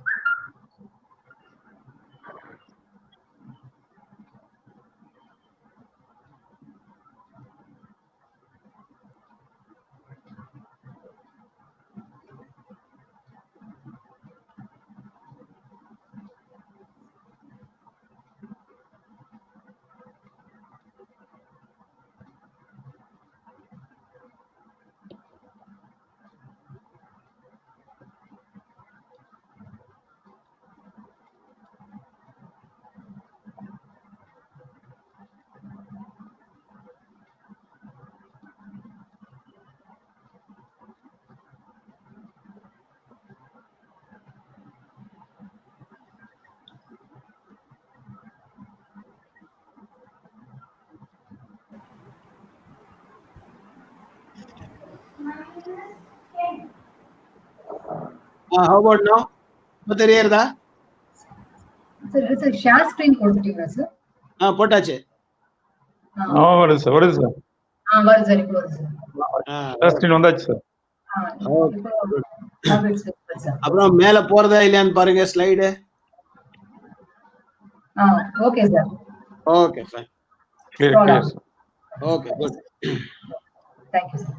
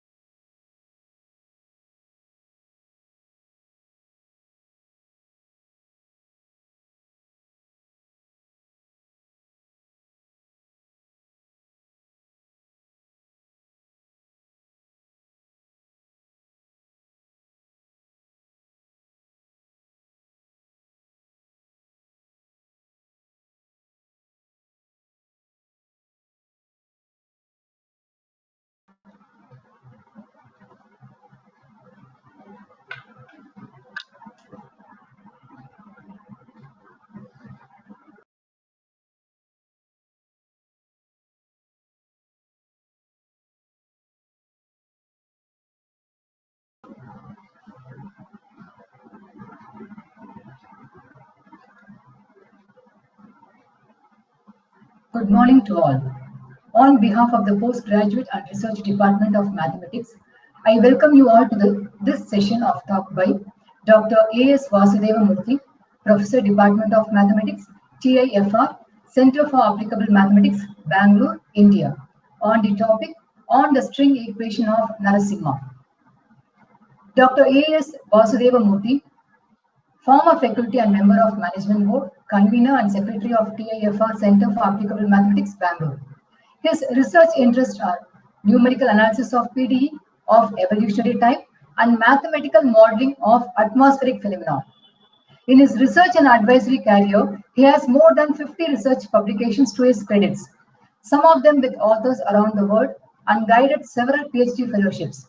A conference in honor of Professor Dr. A.S. Vasudeva Murthy has been conducted by TIFR, Center for Applicable Mathematics, in September 2019.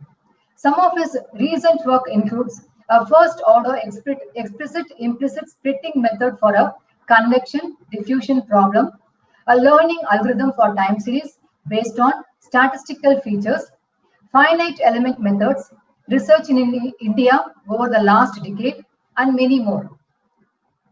The projects are numerical computation, variable resolution, global spectral method on the sphere. He is an academician par excellence and an able administrator. It is indeed our privilege to have you with us, sir. Thank you, sir, for accepting our invitation. Now I hand over the session to Dr. A.S. Vasudeva Murthy. Welcome, sir. Thank you very much, Professor Devika, ma'am, for your kind introduction and kind welcome. I also thank Professor Venkatramanan for his kind invitation. It's a great honor and pleasure to be at this event conducted by Dwaraka Goverdhan Vaishnav College. So I hope you can see my screen, and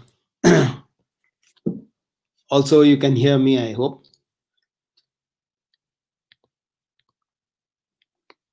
So the title of my talk is The String Equation of Narasimha.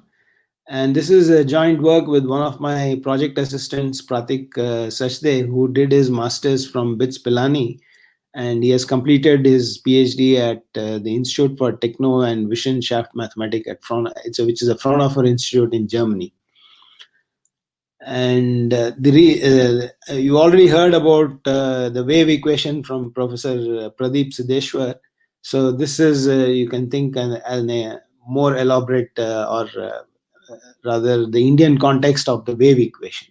So this was an equation derived by Narasimha way back in the late 60s.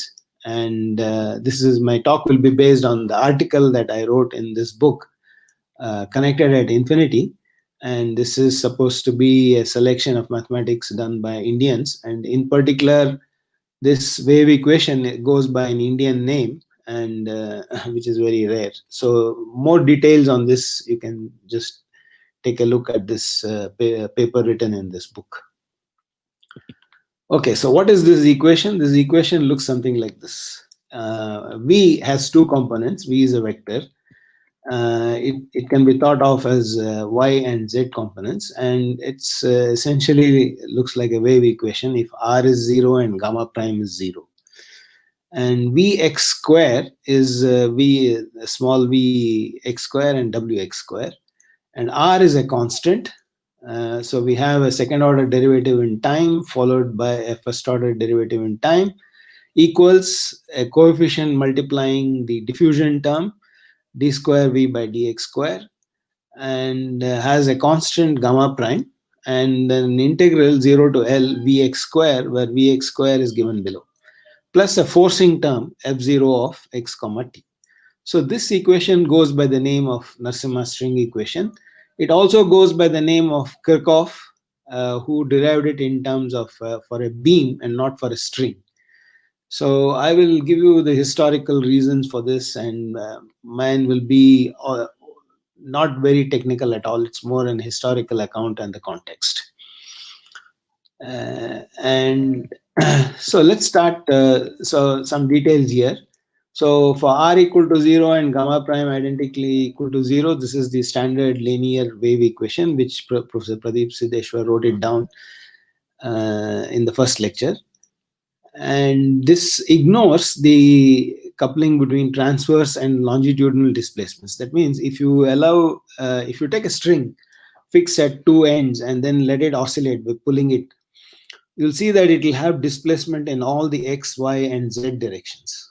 But then when we write down this one space dimension wave equation, we ignore these transverse and longitudinal displacements. So that is what is written here, that the textbook derivation is entirely assumed transversal.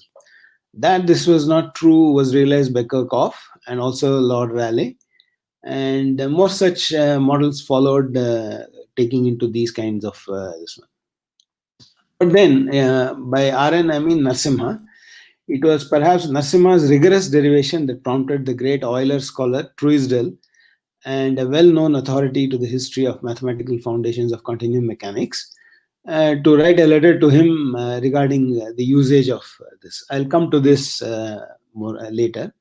And what I'm trying to say is here, how are these PDEs derived actually? Suppose you have some PDE is given, Professor Siddheshwar pointed out how they are derived. Usually it is based on either Newton's law of mechanics, we assume that mass into acceleration is equal to force, and acceleration will be given by d square v by dt square. And usually, strictly speaking, Newton's laws is applied to particles, right? But then if you want to derive continuum, Newton's equation for continuum, and if you have to do that rigorously, you have to apply that to each molecule, and then there are some 10 to the Avogadro's number of molecules are there, and you have to write down Newton's equation for each of these molecules and then pass to the continuum limit. But that is a painful process. So what we usually do is take a piece of continuum and assume that that will satisfy the Newton's equation. So this is how PDEs are derived: either Newton's law applied to a chunk of continuum, or conservation principles like energy balance, mass, momentum balance, whatever. So some kind of a balance which appears to be true from our visual senses. So for instance, if you take in a room the number of people, either people are entering through the door or exiting through the door. So that means if you take a domain, the entry points is the boundary of the domain. So the total number of this, some kind of a conservation principle is satisfied. We assume that based on our senses and visual observations, and then by intuition, etc., and then write down those equations based on it. This is how PDEs and ordinary differential equations are, ODEs and PDEs are derived. And once you derive a very complicated PDE based on this principle, you need to simplify them. Now, when you simplify them, you cannot just say that, drop this term, add this term, make this term. This is done in an ad hoc manner. So this equation in particular was derived on more rigorously by Narasimha, and that is what I've been trying to say. That is what is the motivation for this talk. So, and this was done in the late 60s, and perhaps the only PDE with an Indian name associated with that. Most of the time you'll see Laplace equation, Navier-Stokes, things like that. So let's begin historically. So the vibrating string, that means what? Take an elastic or whatever string, fix it at two ends, pull it, pluck it at some point, and then leave it. And then it starts oscillating, and then you'll see, you want to know how it displaces as time progresses. Just like when you derive the heat equation, you're thinking of a rod or a wire fixed at two ends, heat it up at the center, and then remove the heat. And then you want to see how the temperature profiles evolve as time progresses and reaches the room temperature. So that's what it is. So that's what I mean by vibrating string. So this is one of the first examples of a physical situation that is introduced in any PDE course, right? So starting from general principles, we would like to know how it is displaced. And the basis of this model is a PDE known as the wave equation. And this is the first PDE that was written down and also solved historically. And this is how it looks. U is a function of x and t. And I just mentioned here that the study of PDE arose in the 18th century in the context of physics of continuous media. And of course, it's both controversial. Who was the person who wrote this? It all began in 1747 when D'Alembert, in a memoir presented to the Berlin Academy, he introduced this equation and he said this. And he immediately observed by intuition that u of xt, take any two functions f and g, which are at least twice differentiable, and then take its variables as x plus t and x minus t. You'll see that immediately it satisfies u double t equal to uxx. Okay. For of course, it's not unique. Any f and g will suffice, and uniqueness is obtained by giving a prescription at t equal to 0. So what does this represent? It represents two waves which are moving to the left and to the right with constant speed. And Bernoulli guessed that the shape of a vibrating string can be described by means of a trigonometric series, which is known nowadays as Fourier series. So this is Bernoulli, this is Fourier, and this is Euler.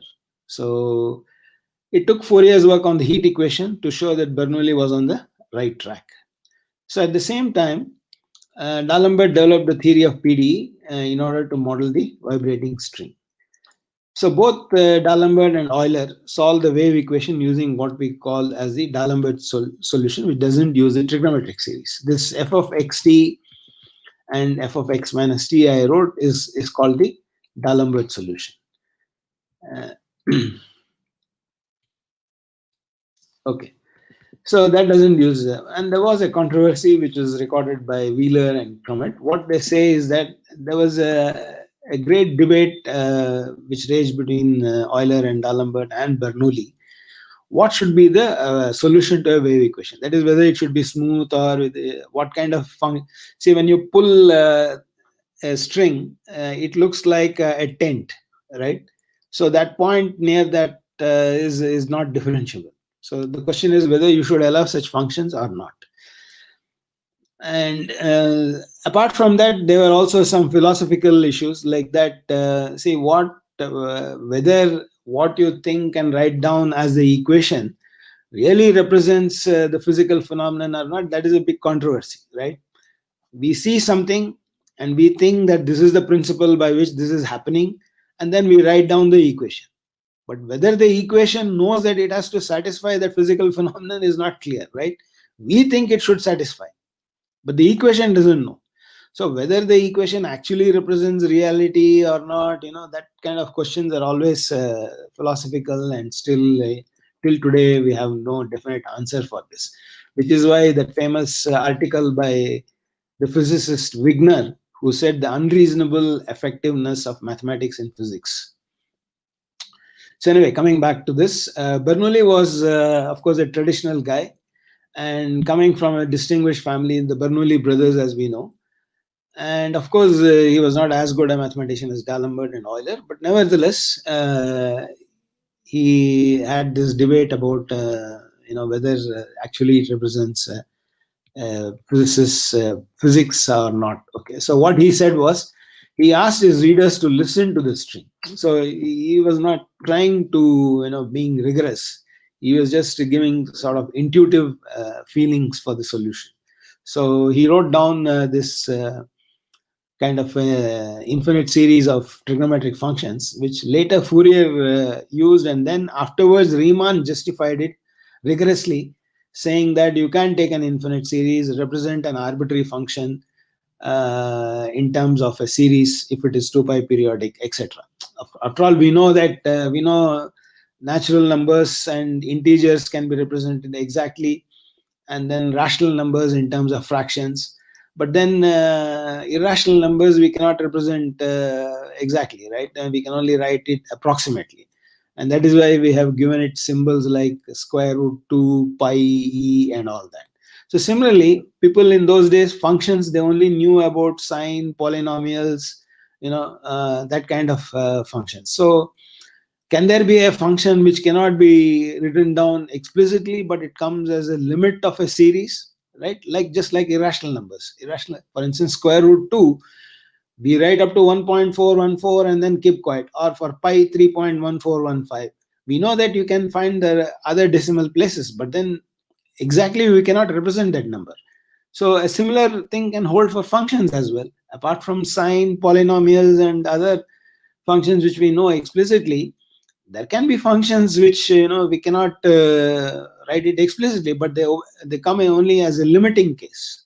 So that is what Fourier series is all about. So that concept was not developed. What Bernoulli, Fourier, and all wrote down was not rigorous, but it was only Riemann who came, and today we study in a course in mathematical analysis about uniform convergence of series, integrability, differentiability. That is, you have an infinite series. Can I differentiate term-wise? Can I integrate it term-wise and yet approach the correct limit? That sort of questions were not yet.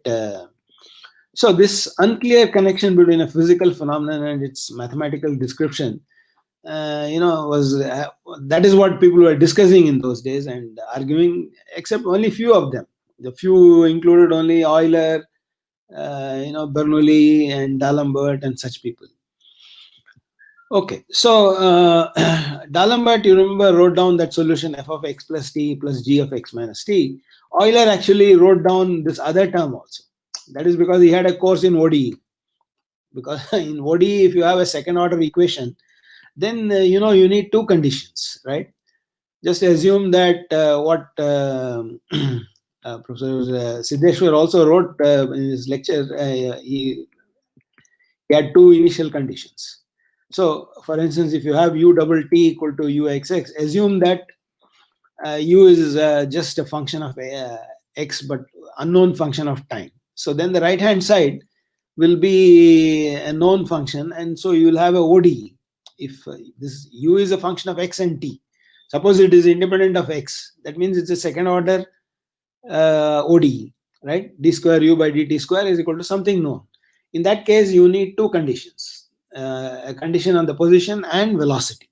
So this Euler came to know about. Euler knew this, and so he extended this solution, which is f of x plus t and f of g of x minus t, to add another term. And what is that term?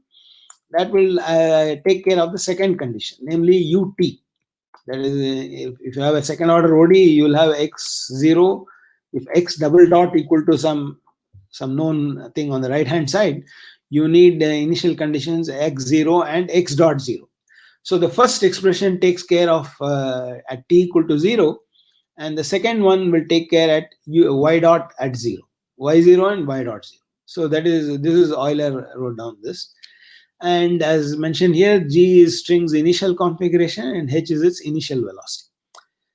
So now the thought experiment or whatever is, if one released a string plucked at a spot A from rest, how does it oscillate? So although D'Alembert and Bernoulli made no sense, that is that series solution, that sine series solution, Euler believed that the initial shape of the string should be allowed to include curves that could be described graphically and might not be differentiable or continuous at every point. But on the contrary, D'Alembert felt that only analytically functions should be allowed. He was not willing to consider functions which are not differential even at a single point. So of course Euler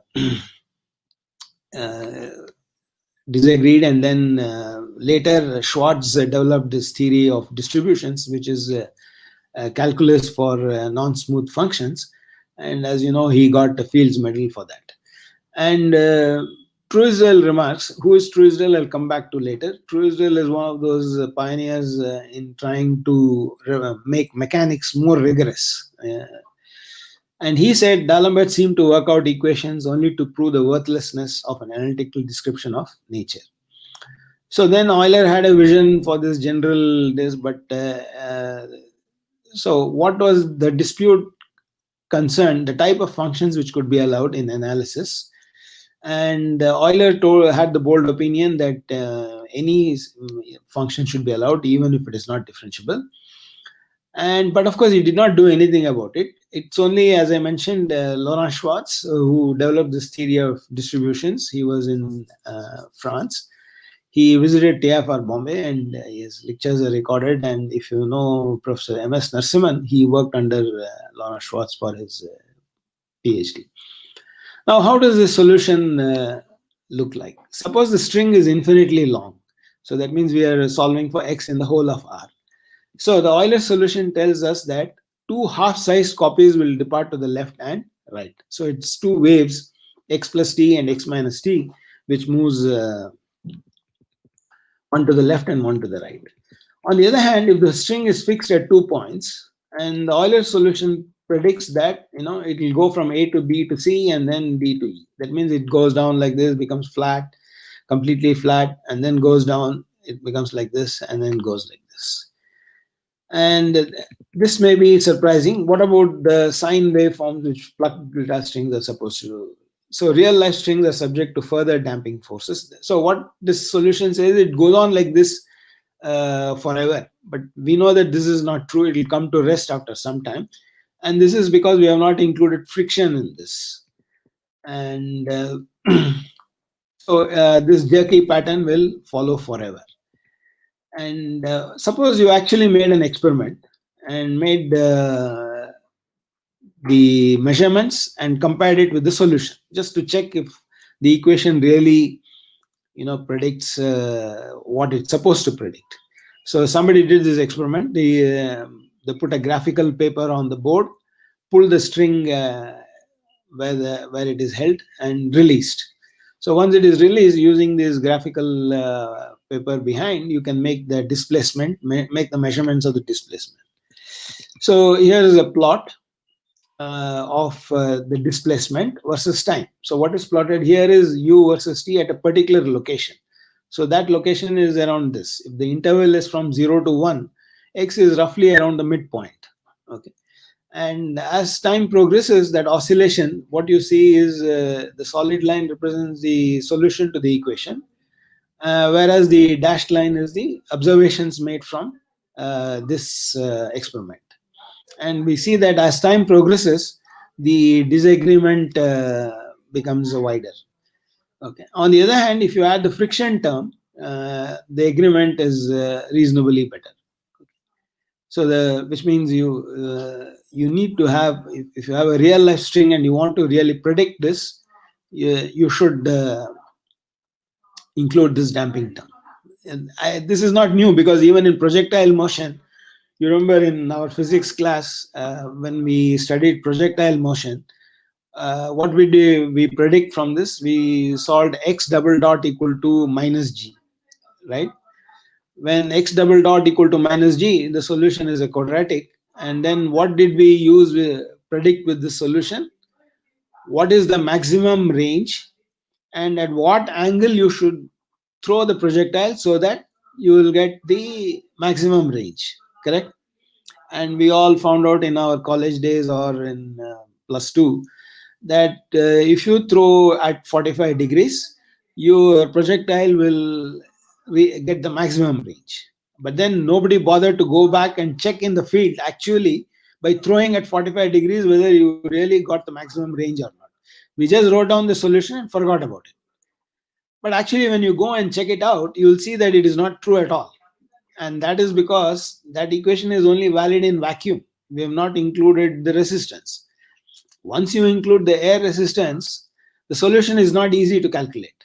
It requires a numerical technique to find the root of that. And so we did not include air resistance. So exactly similarly situation here, we did not include this. If you don't include this du by dt term, you will see that the agreement is not so good. So what about forced strings? So what do you mean by forced strings? Force means you add a forcing here. So suppose I have a plus f of t. Okay. In that case, what is the example? For instance, in heat equation, if there's a forcing, means what we have done is we have taken a rod or a wire, fixed it at both the ends, put them at 0 temperature, take a candle, heat it at the center of the rod, and then remove the candle. And then we take that as the initial distribution and see how it evolves. Suppose you don't remove the candle, you keep it constantly at the center of the rod, So that means there's a forcing. That means there is a source or a forcing, whatever. And that means this is a plus f of xt. So if you take force strings are, for instance, if you take a guitar and keep on, or a violin, those could be a case of forced strings. So the first person who did this was this German guy, Melde. And what he found, the most important thing is that he could never keep it in one dimension. See here, because it is, I plug this and leave it, and then we are assuming that the string will remain in this plane, right? But suppose you put a forcing something here, like a violin, some force here, it is impossible to keep this in the plane. Okay, you will have to take all the x, y, z into account. You can't say just d square u by dx square. So the modeling will go for a toss. So this was learned by this person in 1860. He wrote down, and what he says was that although the excitation force is purely longitudinal, it starts oscillating transversely.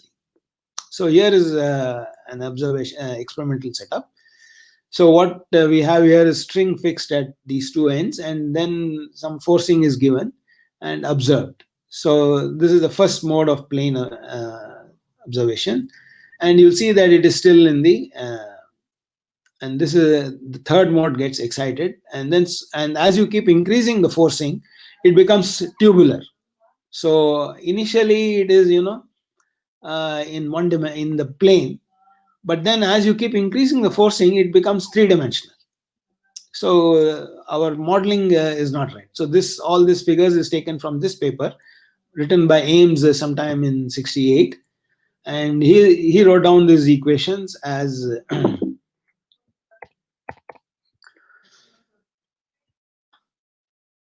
sorry. Yeah. So what about force strings? This is what I've been saying. And this was done in 1948, which appeared in Journal of the Acoustical Society of America. And what he says is that it is not trivial to drive a bounded string so that it will vibrate in a plane. So he did this with something which I will skip. So it was possible to make this drive in vertical plane observations at about so many cycles per second with so much amplitude. And the wire began to swing in a circle like a jump rope.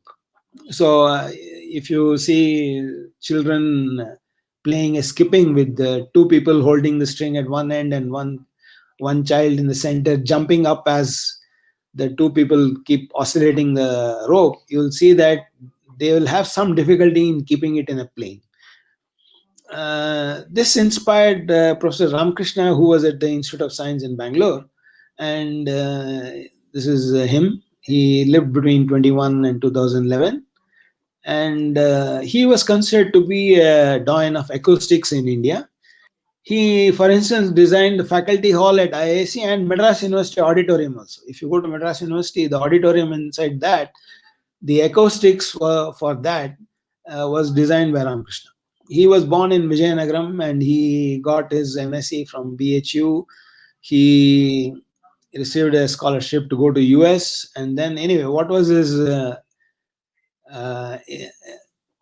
main achievement is that he taught at several courses, and and for him the most important thing was to design studios in such a way that they were all built with available material in India itself and in the neighborhood. Don't import or don't try to get things very expensive. So that's what he has mentioned here. Yeah. So he taught several courses, and anyway, there is this Chaudhaya Memorial Hall in Bangalore, which is in the shape of a violin. This is a Google map picture. The acoustics for this was also done by Ramakrishna. This was how it is built in the shape of a violin. So anyway, Narasimha used to visit Ramakrishna's lab, where he was conducting experiments inspired by this Harrison. And what Ramakrishna pointed out was that the linear theory based on the standard linear wave equation predicted infinite amplitude when forced at natural frequency. And he had problems in confining the string to the plane. And he also derived a couple of partial differential equations based on some nonlinear theory. And but then, after learning this anomaly, Narasimha was keen to derive equations that will predict the experimental results of Ramakrishna. So, after going through the works of these two people, what Narasimha thought was they were not rigorous or used assumptions that were unjustified and perhaps even unnecessary. And assuming that the amplitude of the oscillation is small, both tension and amplitudes were also small, and that motion is purely transversal. So what these people all derived the equation was saying that, these things are small, so I will ignore those terms. So Narasimha felt that the disagreements as to the correct equations governing the nonlinear behavior, he wanted to derive the correct equations by assuming that the longitudinal displacement is everywhere zero. And as I already mentioned, that many PDEs formulated in the 19th century were derived based on physical principles like conservation of mass, momentum, energy, and coupled with physical assumptions that seemed reasonable, but were not rigorously justified, especially in nonlinear problems. So it is worthwhile to quote Truesdell. I come to Truesdell again, who, after reviewing this work till 1788, if I were to draw any summary moral from this development, it would be that mathematics was a more powerful tool than experiment in founding classical theories of elasticity and vibrations. Now, if you examine today what the situation is, you'll see that people don't need differential equations also. They say that we will all do it by machine learning, correct? So because this is the day of data science, powerful computers, they just take the data and then fit a function. No physical principles needed, no PDEs needed. All you have to do is keep feeding the data, and machine learning techniques will take care of the models, right? So these days, it's all about deep learning, machine learning, and what is the recent one, reinforcement learning, etc., and all that. So many things. Modeling without models, solving without models. If you take deep learning, it is all about solving physical things or whatever based purely on data and fitting a function. Reinforcement learning is optimizing without any model. See, we saw in the previous lecture that if you have a function, somebody also asked, how can we find the minimum and maximum of function of two variables? Today, using people with computers are trying to minimizing functions with 500 variables and all that.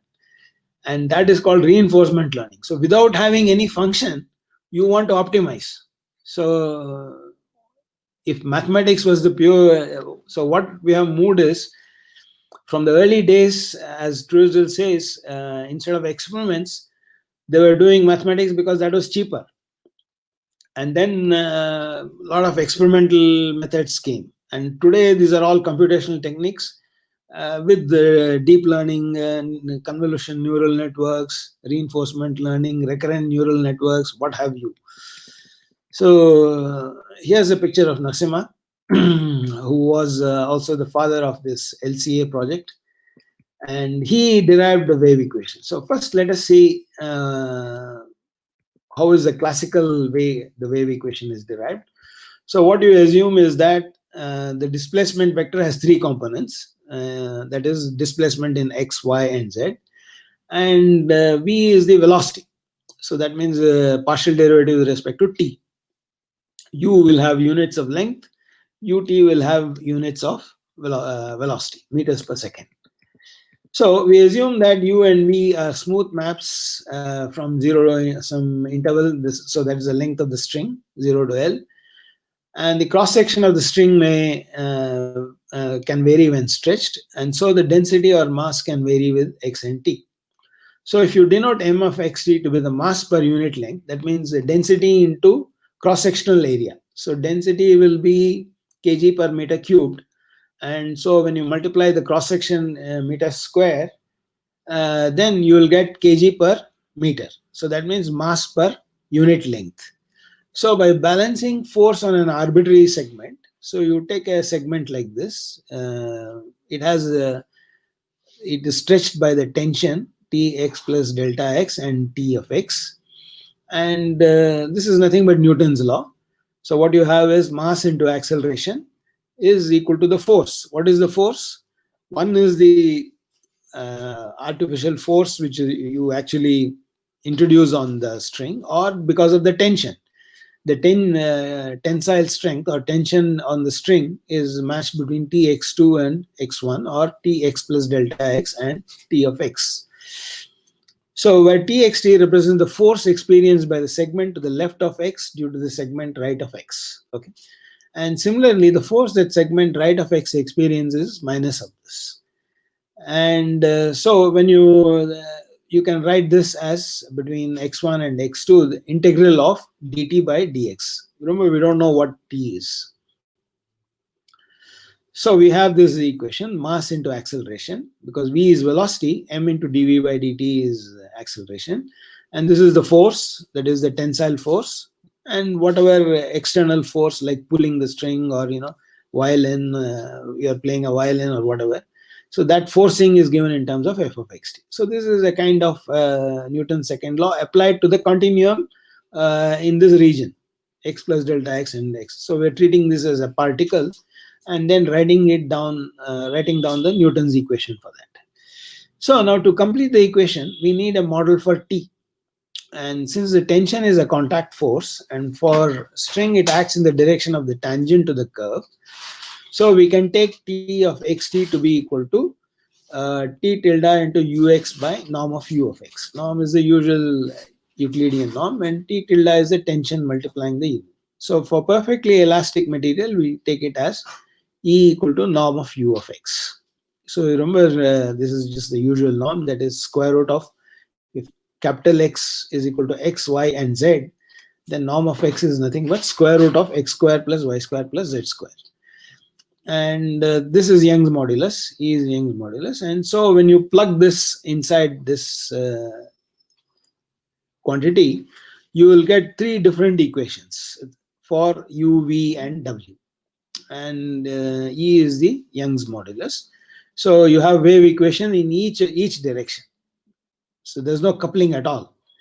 And you may also remember that we did this exactly similar thing for the heat equation, where instead of we had temperature, and T was the heat flux.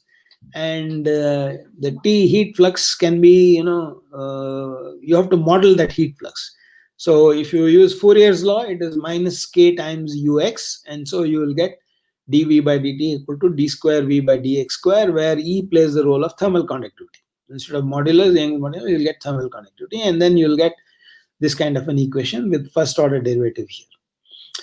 So now comes Narasimha, and he says that is to assume the string is the limit of a long elastic rod, and the motion of a particle on the string is not confined to a straight line, and therefore the velocity of the motion must be defined by the total derivative, taking care that acceleration must be evaluated following the particle.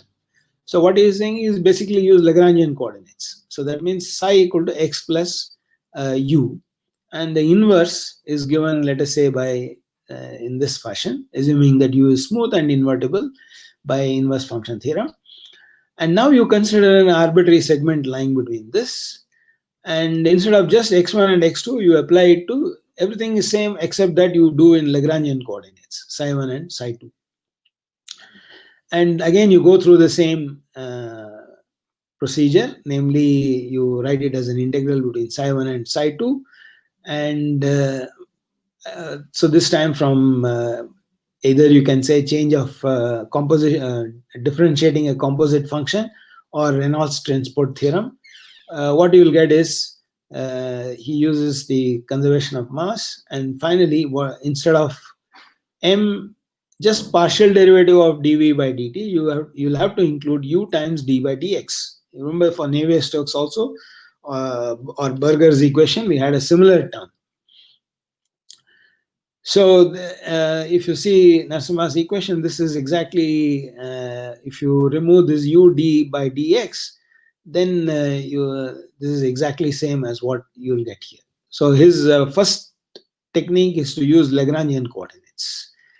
And now the conservation of mass, and finally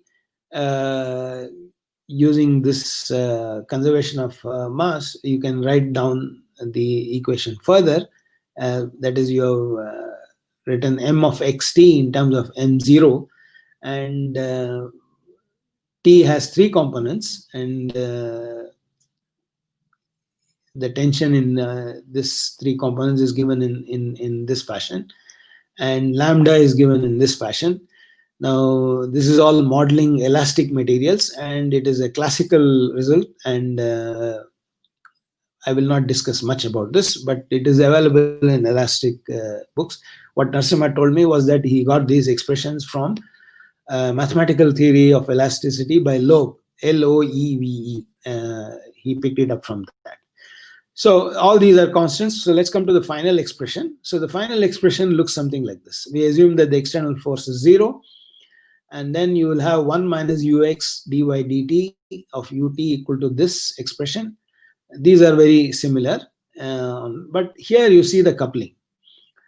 So dy dt of ut is multiplied by 1 minus ux, and so on. This is how. So these are the, instead of these 3 decoupled equation which you have here. Okay. So what Narasimha has done is first use Lagrangian coordinates, and then he used the 3-dimensional Young's modulus modeling of the tension in this fashion. You remember this modeling of T, or heat flux in the heat equation, is a separate cottage industry. That there are a lot of models proposed, and each time you propose a model for T in this case, or in the heat equation case, you get a different equation, and people have analyzed that and compared it with experimental observations so as to make them valid. So these are the 3 equations he got for u, v, and w, that is displacement in x, y, and z direction. And because it is a continuum, they are coupled with these things. The previous equations were uncoupled. So now comes the issue. Now what we want is, we'll assume that suppose the displacement in v and w is very small. Okay. So what is our typical displacement in u is very small. Okay. So what is our typical reaction? U is the displacement in x direction, you remember? So suppose I say that the displacement in u is very small. So I will just drop the term u and then look at these 2 equations, correct? And since both are decoupled, if u is 0, this guy is 0, this need not be considered, and you will have no coupling between these 2 equations. So you just get a wave equation, and you just worry about that. Now, what Narasimha says is, when you say small with respect to what? That should be made clear. You can't just say u is small, drop this term, and then I will solve these equations. He says it has to be derived rigorously. So what does he mean by that? He says that if I take the initial condition as epsilon square in u, then v and w should be just epsilon times. You remember, epsilon is less than 1, very much smaller than 1. So epsilon square will be very small than epsilon. If epsilon is less than 1, epsilon square is less than epsilon, as we all know. So if you say the initial displacement is small, then take this as epsilon square and this as epsilon, and then you derive an equation as epsilon goes to 0. So this is what he means. So what he's saying is to say just u is small, so I'll drop this equation, and then I will consider these 2 equations separately because they are not coupled, is wrong. So he said, if you have to do it rigorously, you must put it in this. Small with respect to what? So he says u is small with respect to v in this sense. If this is epsilon, this is epsilon square. Okay, this is the simplest. You can think of more complicated situations if you know what exactly, how quantitatively you know how small they are. Since you don't know, this is the simplest way you can think of, but at least it is better than at least assuming that u is 0 arbitrarily here. So what he does is, and then he introduces an expansion again like this: U equal to epsilon square times all this, whereas V and W are only epsilon. So now he expands also the other quantities. Lambda and other quantities are coming here in this model for T. Okay. So here is lambda, which appears here. So again, and that is related, lambda is related to Vx and Wx and Ux. Okay. So in each of these things, he expands in terms of epsilon. So he gets lambda also equal to in this fashion. There's a lot of calculations. And capital lambda is 1 plus C1 square epsilon square plus O epsilon square. So, so I'm sorry about these numbers here. 10 means 0.10 and 11 means 0.11. Okay. So he gets these expressions. Now you have first order terms, but then you also have terms like this: C1 square, epsilon square, and epsilon square. Now here he makes one crucial assumption that, remember, epsilon is going to 0 and C1 square. What is C1? C1 is the C1 is here. Okay, so this is something like the Young's modulus. So if the material, actually by numbers, C1 square is very large compared to epsilon, obviously. So epsilon, so mathematically what you can say, instead of saying very large and very, you can say that it goes to infinity and epsilon goes to 0. But C1 square epsilon square is fixed. This is how we should also derive continuum mechanics from Newtonian mechanics. That is, you must apply Newton's equation to each molecule and then say that the volume of that remains constant, but the number of molecules goes to infinity.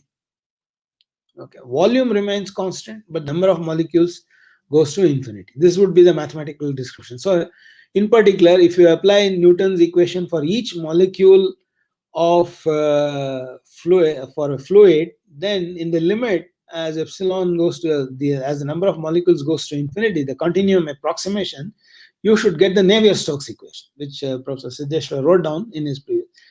Navier-Stokes equation is obtained by applying Newton's law to a chunk of continuum.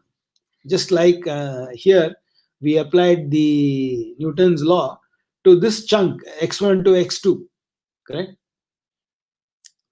This piece. Now you can do the same thing in 2 and 3 dimensions.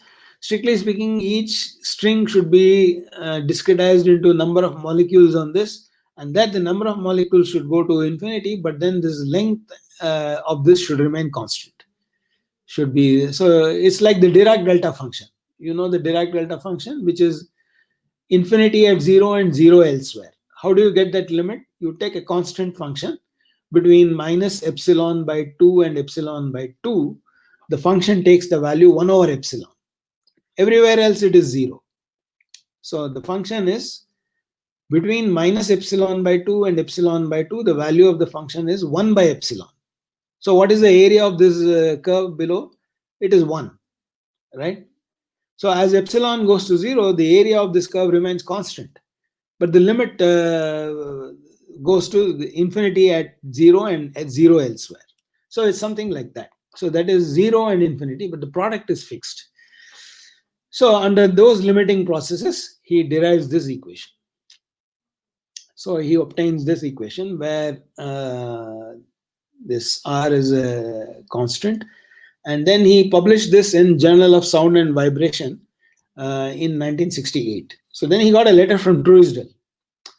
So what did, so when he derived this equation, Truesdell's, the only criticism Truesdell had was that don't call it as a Lagrangian coordinate, because it was Euler who wrote it as those coordinates. So Narasimha replies in that as a reply to Truesdell by writing this. So he says that the basic nonlinear equations for a flexible string, they are usually cited, would be correct only in the material variables called Lagrangian, which is the custom, rather than Eulerian. Professor Truesdell has kindly pointed out to me that the use of material variables was standard in Euler's work. So that means the Lagrange coordinate was standard in Euler's work. And therefore, the basic equations as cited from Euler were indeed correctly given by Euler. So the traditional appellations, that means the naming, appel is a French word for naming. The traditional appellations Lagrangian and Eulerian for material and field variables, respectively, are therefore completely misleading in the case of string. So fascinating history, etc. Now, why I am showing this is that when Narasimha derived this equation, and now Truesdell, getting a letter from Truesdell itself, even for he was a very well-known critic. He used to criticize each and every work horribly, and the only criticism he had on Narasimha's paper was that you should be calling it as Euler's coordinates and not Lagrangian coordinates. You remember here, I also wrote it as Lagrange coordinates. See, towards this end, we define the material position as a Lagrangian coordinate. So this Lagrangian coordinate is not due to Lagrange, it is due to Euler itself. So this is what Truesdell wanted to tell to Narasimha regarding his work. So this this rigorous way of deriving was appreciated by Truesdell. Now, who is Truesdell? So Truesdell is actually he is a master of two disciplines of mechanics. He died at the age of 80, and the best thing we can do is learn from his obituary. So Truesdell was best known for developing the mathematics mechanics, which started in the 60s. And continuum mechanics, of course, includes study of elasticity, bending of beams, etc., and all that. And Truesdell was a bit of a reactionary. He viewed the mathematical foundations of continuum mechanics to be on shaky ground, and so he wanted to put it right. This is what Marsden has said. And he has won several prizes. So what his aim is to give precise mathematical formulation to study of mechanics, and he knew a lot of languages, 5 languages, and he wrote 26 books in a variety of subjects in 3 languages. He also founded the Journal of Rational Mechanics and Analysis. Actually, this has now split into 2. One is called the Archive for Rational Mechanics and Analysis, and the other one is Indiana Journal of Mathematics. So the first, so what he says about the journal when he started was that he wanted to close the rift between pure and applied math, and to foster the discipline of mechanics as a deductive mathematical science in the classical tradition. That is, when you derive the equations, you have to do it rigorously. You can't just hand wave or give some vague physical reasons. So here are some comments on this. His brisk personality and ego made him unpopular with colleagues. He was infamous for being vocally critical of other faculty members. And so his missionary statement for the journal was, contributions for pure analysis are welcome. They need not have physical applications, but when it is there, it should be pointed out. So he wanted to serve mechanics treated as a mathematical discipline, and those parts of mathematics that are useful in mechanics. Now, Truesdell is famous for some of his quotes. See, he wrote in review, this paper gives wrong solutions to trivial problems. The basic error, however, is not new. Now, he says a mathematician has a matchless advantage over general scientists. And he makes a very scandalous statement that if you're a great mathematician's mistakes actually leads to a lot of great openings compared to a mathematician who writes a very rigorous paper. So that's what he says here. The mistakes made by a great mathematician are 2 kinds. First, trivial slips that anyone can correct, and second, titanic failures reflecting the scale of the struggle which the great mathematician waged. So failures of this later kind are often as important as successes, for they give rise to major discoveries by other mathematicians. So one error of a great mathematician has often done more for science than 100 impeccable little theorems proved by lesser men. So since Newton was as great we may approach his work with level tactless criticism which mathematics demands. So why I am saying all this, to give you what kind of personality Truesdell was and his reaction to Narasimha's paper. So actually, first of all, he need not have written anything to Narasimha at all. He could have just ignored it.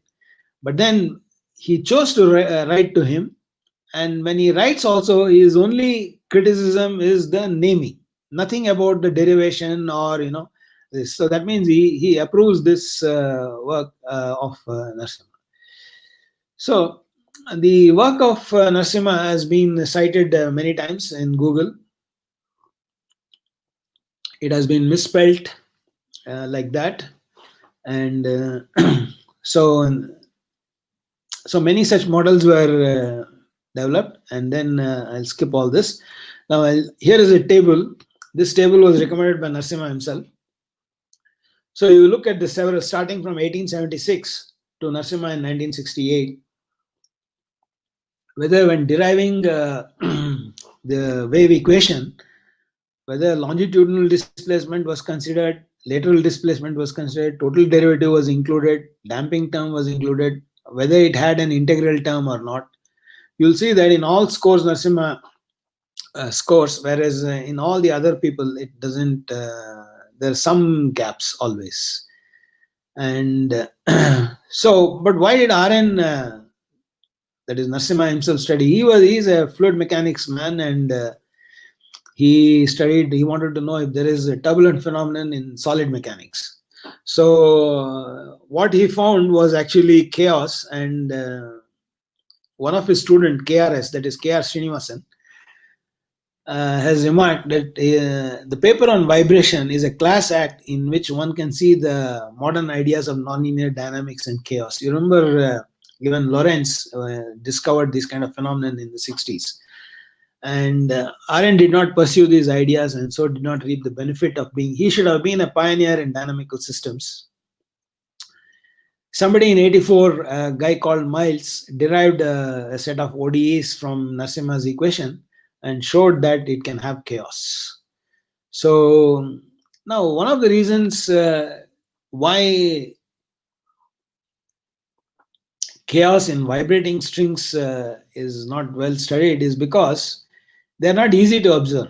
See, Lorentz said there's chaos in the atmosphere because we see, this year the rainfall has been very heavy, and you will see that sometimes there is rain in one area, but you just go some half a kilometer away, there's no rain at all, right?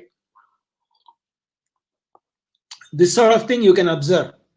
But in strings, it is difficult to observe unless you look at it very closely and slowly, right? In fact, there are some slow motion videos of people playing the cello, and you'll see how the string, initially it is in the plane, soon moves off into three-dimensional. Now, the mathematical study was started by Bernstein in 1940, who showed local solubility for initial data in C infinity, and then Poiseuille made an abstract study by putting it as U double dot plus AU. AU is a nice smooth self-adjoint operator, positive definite operator, and phi is a coefficient of that. And the first reference to Narasimha is made by Lyons and Dickey in a conference in Brazil, and later Arosio and Spaniello in Italy. It is in this conference that Narasimha's work was quoted. And the speakers included all these people. And till 85, at least, there was no reference to Kirchhoff's work. It was called the Carrier-Narasimha equation, and there was no reference to Kirchhoff till the 1980s. Here's a picture of Kirchhoff, but he actually derived it for a beam, not for a string, actually. So what distinguishes the approach of RN is whatever I mentioned, that you have a rigorous process of holding on to something constant, although one thing goes to infinity and the other thing goes to zero. Okay, so I'll skip this Kirchhoff's derivation, and there's a comparison made. This is Narasimha's equation, and Carrier also derived this, but not in a rigorous fashion. The only difference between the two is that here he has V square, and here it is Vx square. Otherwise, both equations are very similar. And I've compared this and the two. There's slight difference in the two solutions. But then the question is, which equation to use? You have to make, so I'll conclude by this. Should you use Narasimha's model or Carrier's equation? So what one of these guys, Kurmeshev, says is that the mathematical results of Carrier is difficult to compare with those obtained experimentally, and whereas what that integral v square is not measurable for thin strings, and whereas so thus Carrier's model cannot be valid for rubber or soft nylon strings. So, and also being Indians, we will say use Narasimha's equation, right? Our being, if you are a patriotic Indian, we will say Narasimha Zindabad. Okay, I'll stop here. Thank you.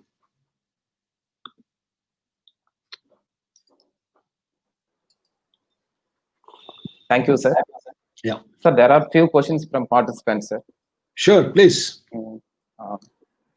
First question is,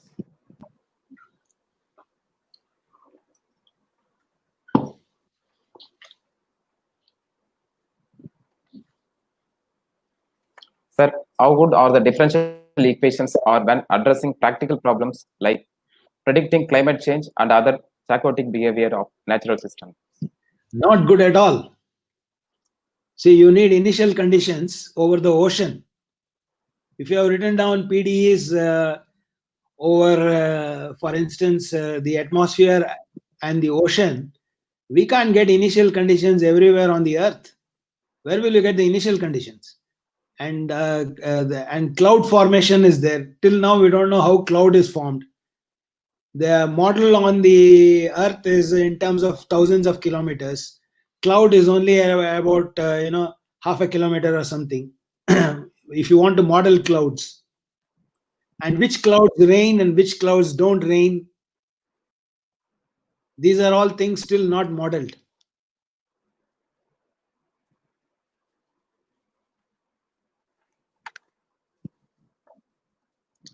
Thank you, sir. Sir, another reference book, sir. Any PDA book is okay, and if you see that article of mine, you can see a lot of references to papers. Okay.